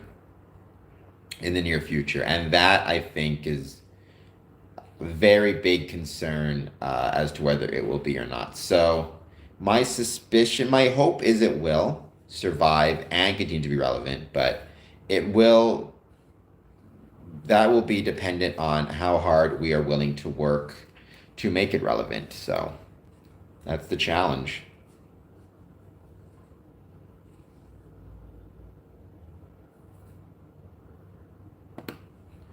But I hope that answers your question. And thank you, Simulation, for saying I look like Mark Wahlberg. Like I said, there are worse celebrities to be told you look like, that's for sure.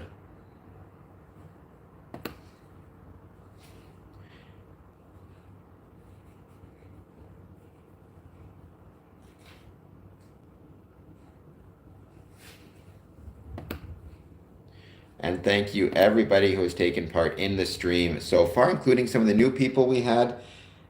Simulations new, some new people joining the stream. We've been streaming for about 3 hours now, and it's been great seeing, like I said, some more people join who have not been part of the stream before. It's always one of my favorite things when we have new people who jump on and have questions, comments, ideas about Freemasonry, positive, negative, or neutral.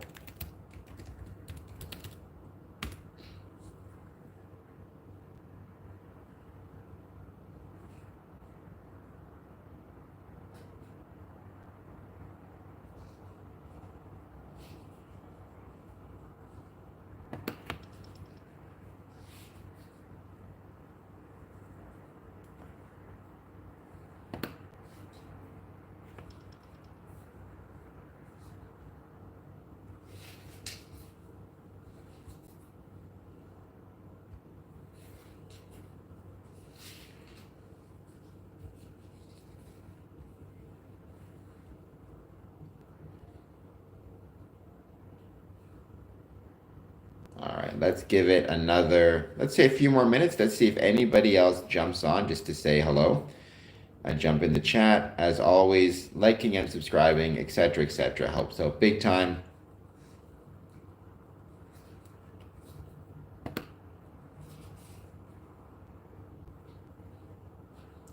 If there's anything else that anybody wants to chat about in the stream, let me know. Thank you, Courtney, as always, for your questions. But we'll give it a couple more minutes, and then, like I said, I'll be back on this stream tomorrow at 1 p.m. Eastern.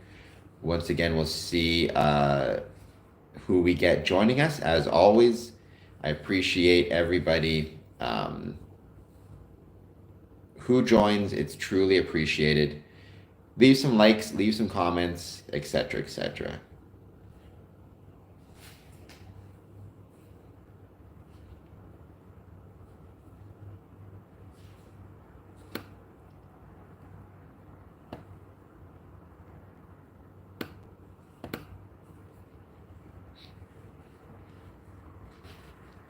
And welcome if you're just joining us. Hit that like and subscribe button. I do these streams every Monday through Friday where we talk about Freemasonry, positive, negative, neutral. Anything you guys want to talk about, just let me know. I am looking at getting a new phone, hence the poll question. What's the best phone for live streaming? I'd love to know what your thoughts are.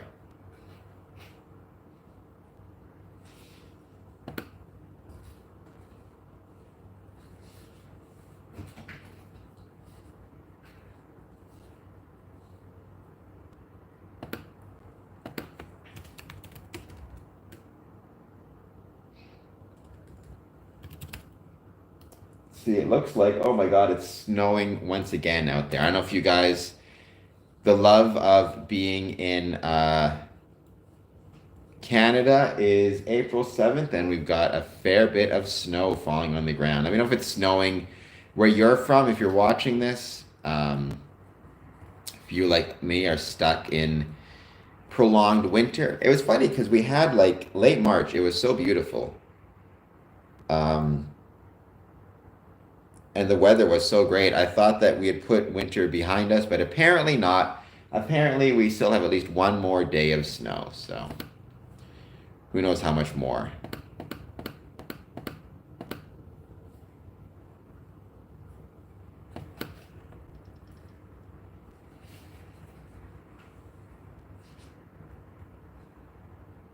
And welcome. Listen, we got a few more people joining us, so thank you so much for being here. I do these streams every Monday through Friday at 1 p.m. Eastern where we chat about Freemasonry.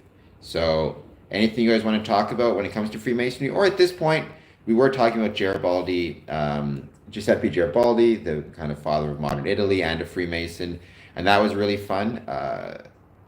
But um, we are now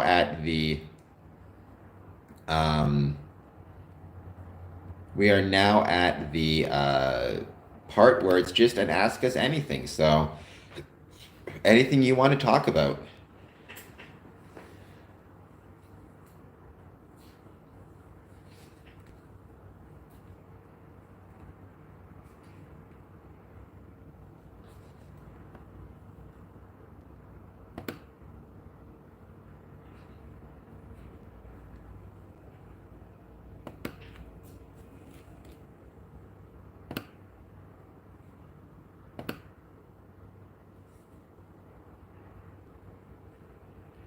What are the two official languages of Canada? English and French. And actually, I was really proud. One of the things I was really proud of is I in my Masonic lodge and our secretary made sure that we published our summons in English and French, and that was something I was really proud of. So, at least the message of the worshipful master in English and French. And I also tried to publish as much as I could, like, Masonically speaking, whenever I had to do correspondence, I always tried to make sure I included French. And that was something I took a lot of pride in. So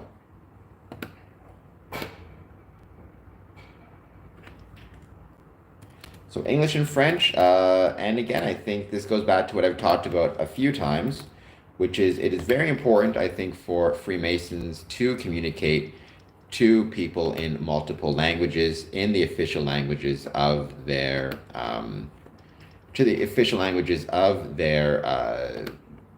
membership, their country, their communities. It doesn't have to be official languages, I should say. So if you're in a community where, let's say, just plugging my phone in for 1 second, let's see if I can get this, where people speak, predominantly, let's say, Spanish or Filipino or whatever it is, French, taking the time to publish in those languages as well, I think is really important and can really help create a successful lodge experience. I'm just trying to set this up. I just plugged my phone in for the, because power was starting to go a little bit, and I just got to figure out a way to get this thing to stay up now with the charger in, which it never wants to. Let's see if I can do this. But, I want to go more like that. But good question, Courtney. Let's see if it stays there for a bit.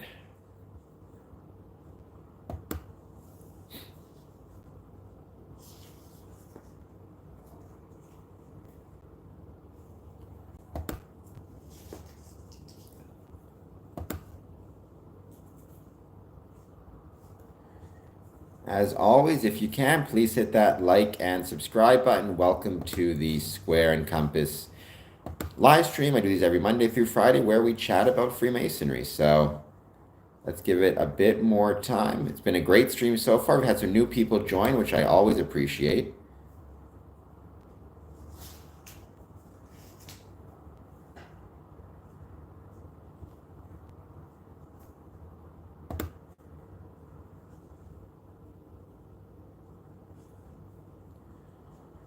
I also need to look at maybe getting a new laptop soon, by the way. But that's another interesting thing about Freemasonry is all the equipment that you need as like a secretary or whatever it might be. So worth keeping in mind as well.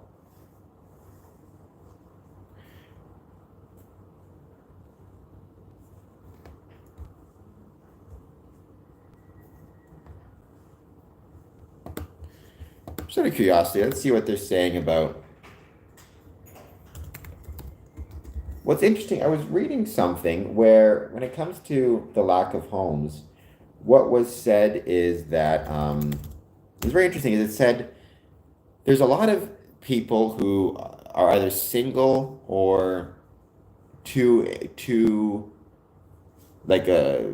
people living in homes designed for like 10, 15. So rich people buying up these homes that are way bigger than they need. and basically means everybody else can't afford the remaining homes. It seems like what's happening. I don't know. I don't know a ton about it, but again, connections, economics and Freemasonry, they matter, right? If you have a decrease in available homes, you have a decrease in people who live there in that community, decrease in the pool from which Masonic membership can draw. So that stuff all matters and is all very important.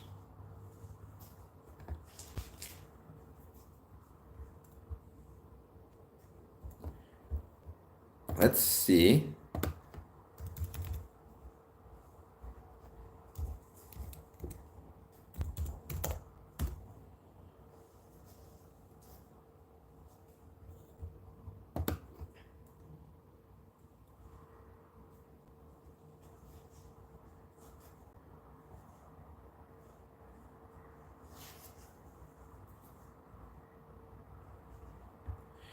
I'll take it.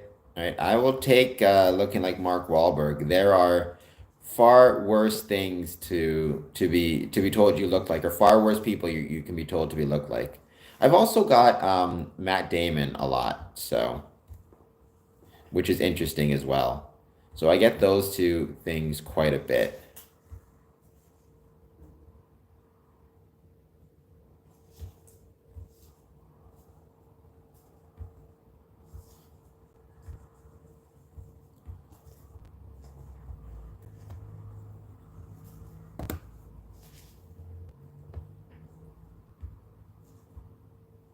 Just gonna give it a few more minutes. Let's just see if anybody else jumps on. There's no rush. But as always, I will be back tomorrow. That's also why there's no rush, because I will be back tomorrow for another live stream. Thinking about different topics that I may want to cover. I mean, I do have a Scottish Rite event tomorrow, so it may be worth kind of discussing that, or that might be kind of fun. We shall see.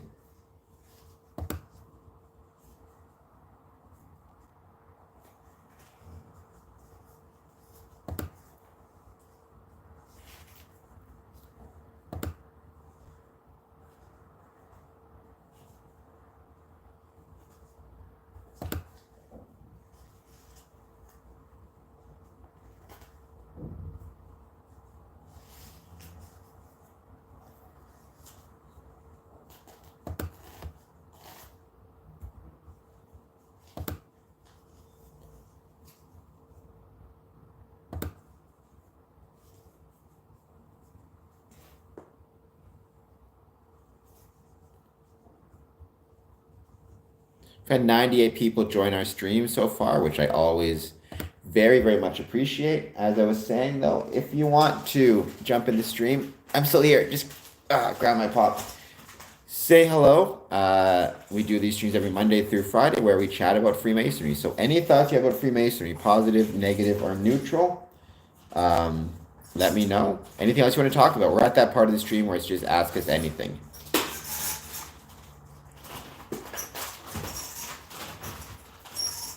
I don't know about nightmare. I mean, certainly, to my knowledge, Alberta is expensive as compared to the Maritimes. But I've never been, it's been so long since I've been to Alberta. I have no idea what the costs are. I wouldn't say it's a nightmare. It's just, more expensive. So if you're starting out new, you're getting into the home market or the employment field or whatever it is, and you're just at the stage where you're starting to earn money or save money, um, then yeah, part of that is if things are really expensive, it's going to be a bit of a nightmare.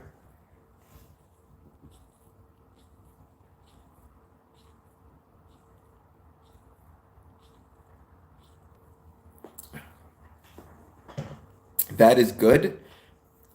I try to keep up to date with the news as well. Normally, I don't watch news during the week, but I watch the Sunday morning shows. I've always really liked. I find them kind of relaxing. So, um, I do like Meet the Press, whatever it is. I do kind of really enjoy those.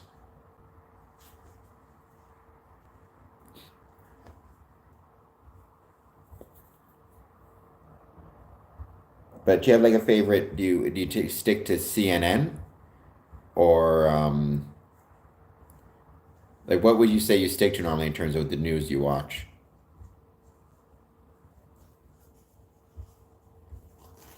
And if you're just joining us, please hit like, hit subscribe, jump in the chat and say hello. I'd love to hear from you. Let me know how you found our stream, and let me know how it's going.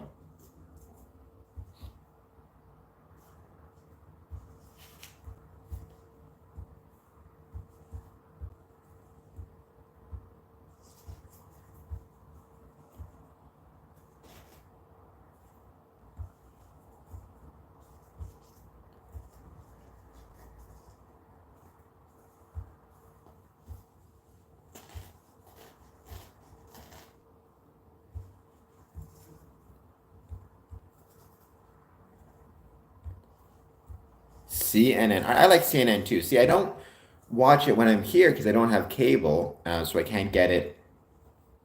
But whenever I travel, because I'm a big nerd, I guess that is one thing I always look forward to is getting to watch CNN. So it's always one of the little things I enjoy when I get to travel.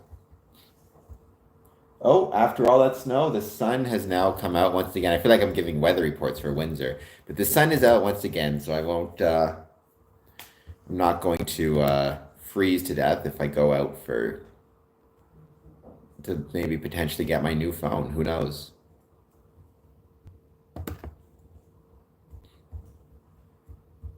But thank you, everybody who's joined. We've had 99 people join the stream so far, so it's really, really appreciated. Truly appreciated as always. Considering different topics for tomorrow, once I settle on one, check my social media as always, and I will let you guys know what the topic will be.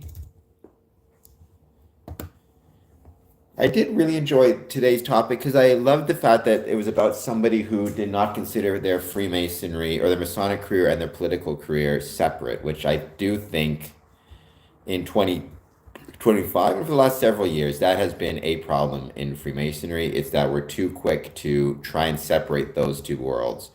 I understand why and the logic behind it, but I don't think it's correct.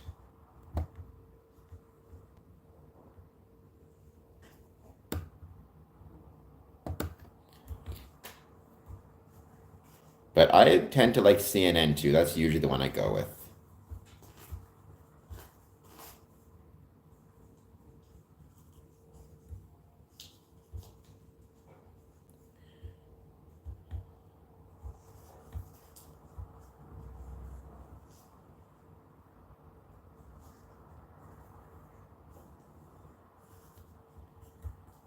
Okay, a lot of people have those shirts. They became very popular.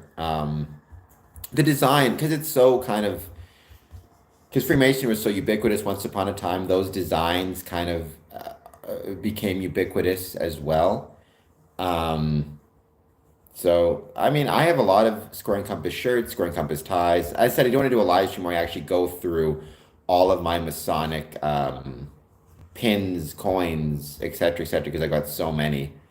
Um, so I do definitely want to, at some point, share with people that collection.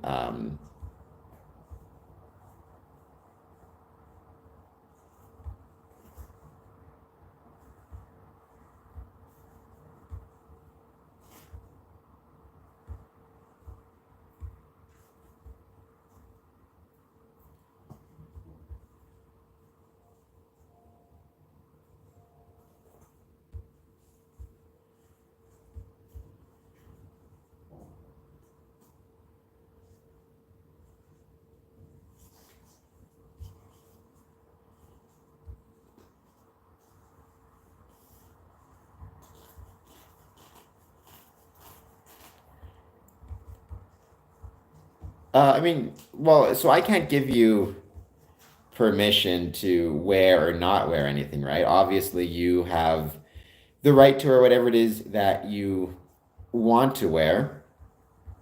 Um, so, I mean, and certainly I'm not even, worship master in Texas. What I would say is talk to your sponsor, Jeremy. He would be the person you want to speak to if you have concerns about wearing the Square and Compass shirt. And Jeremy may may tell you to wait until you uh, join, but talk to him. He'd be the best person to speak to.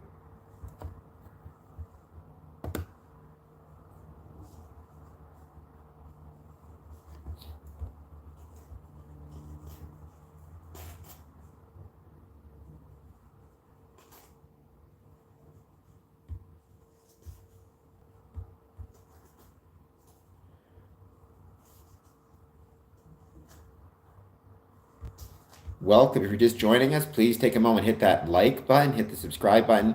I do these streams every 1 p.m. Eastern. Um, we talk about Freemasonry, positive, negative, neutral, anything people want to chat about. But this is that part of the stream where honestly we're just chatting about anything. So anything you kind of want to chat about, please let me know. And you know, if you are a Freemason and you have questions about your lodge or maybe how to improve your Masonic journey, I've been a Freemason since 2007. I certainly don't know everything about Freemasonry. I don't pretend to, but I can at least provide you with my kind of historical perspective, or at least my Masonic career, why I love Freemasonry, why, how I think you get the most out of it. If you're not a Freemason and you have, let's say, more negative views of Freemasonry, you know what, that's okay too. We can talk about that as well. Um, but positive, negative, neutral, I'd love to hear your thoughts. So thank you guys so much for joining. And as I was saying, we're now at about 101 views, which is awesome. I truly appreciate everybody who's viewed the stream so far. Also, I appreciate the fact that earlier in the stream, we had a lot of brand new people, which was wonderful. I'm also looking at getting a new phone. So oftentimes I live stream from my phone or take videos from my phone. So with that in mind, let me know if you guys have any suggestions for the best phone for live streaming.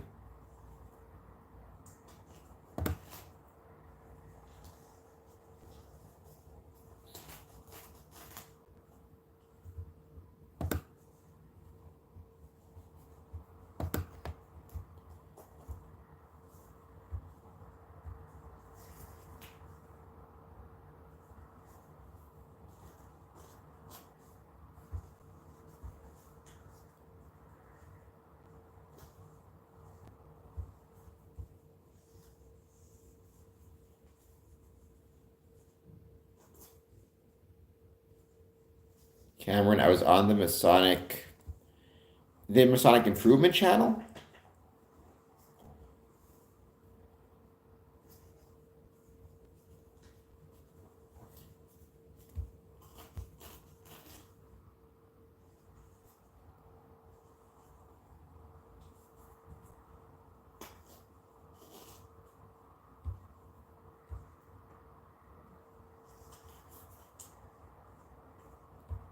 Okay, cool. Like, do they do live streams as well?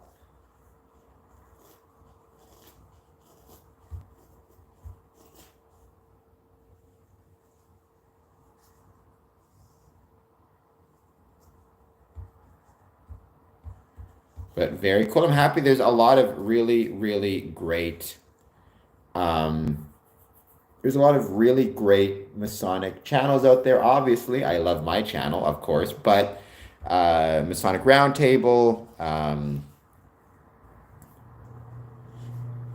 uh, First Three Knocks, Old Fashioned Podcast. There's a lot of really great Masonic content out there, and it's 100% worth checking it all out. So that is awesome. Courtney, I'm glad you got to be on that. I'm glad you got to check that out. I hope that it was a lot of fun.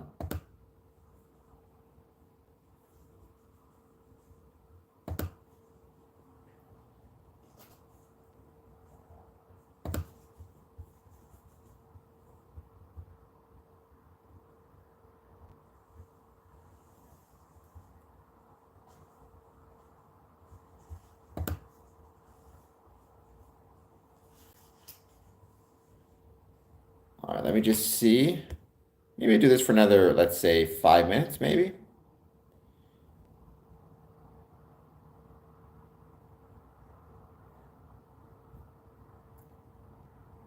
maybe doing this for another, let's say, 5 minutes. See if we get some other people to jump on. Otherwise, I will be back, as I was saying, tomorrow with another. I appreciate that very much, Courtney. But as I said, don't forget, there's a lot of great platforms out there worth exploring as well. So with that, it's been a great stream. Over 100 people joined us. I will be back tomorrow. Hopefully we'll get some more new people there as well. In the meantime, thank you guys so much. Hit that like button, hit the subscribe button, and I will see everybody again tomorrow.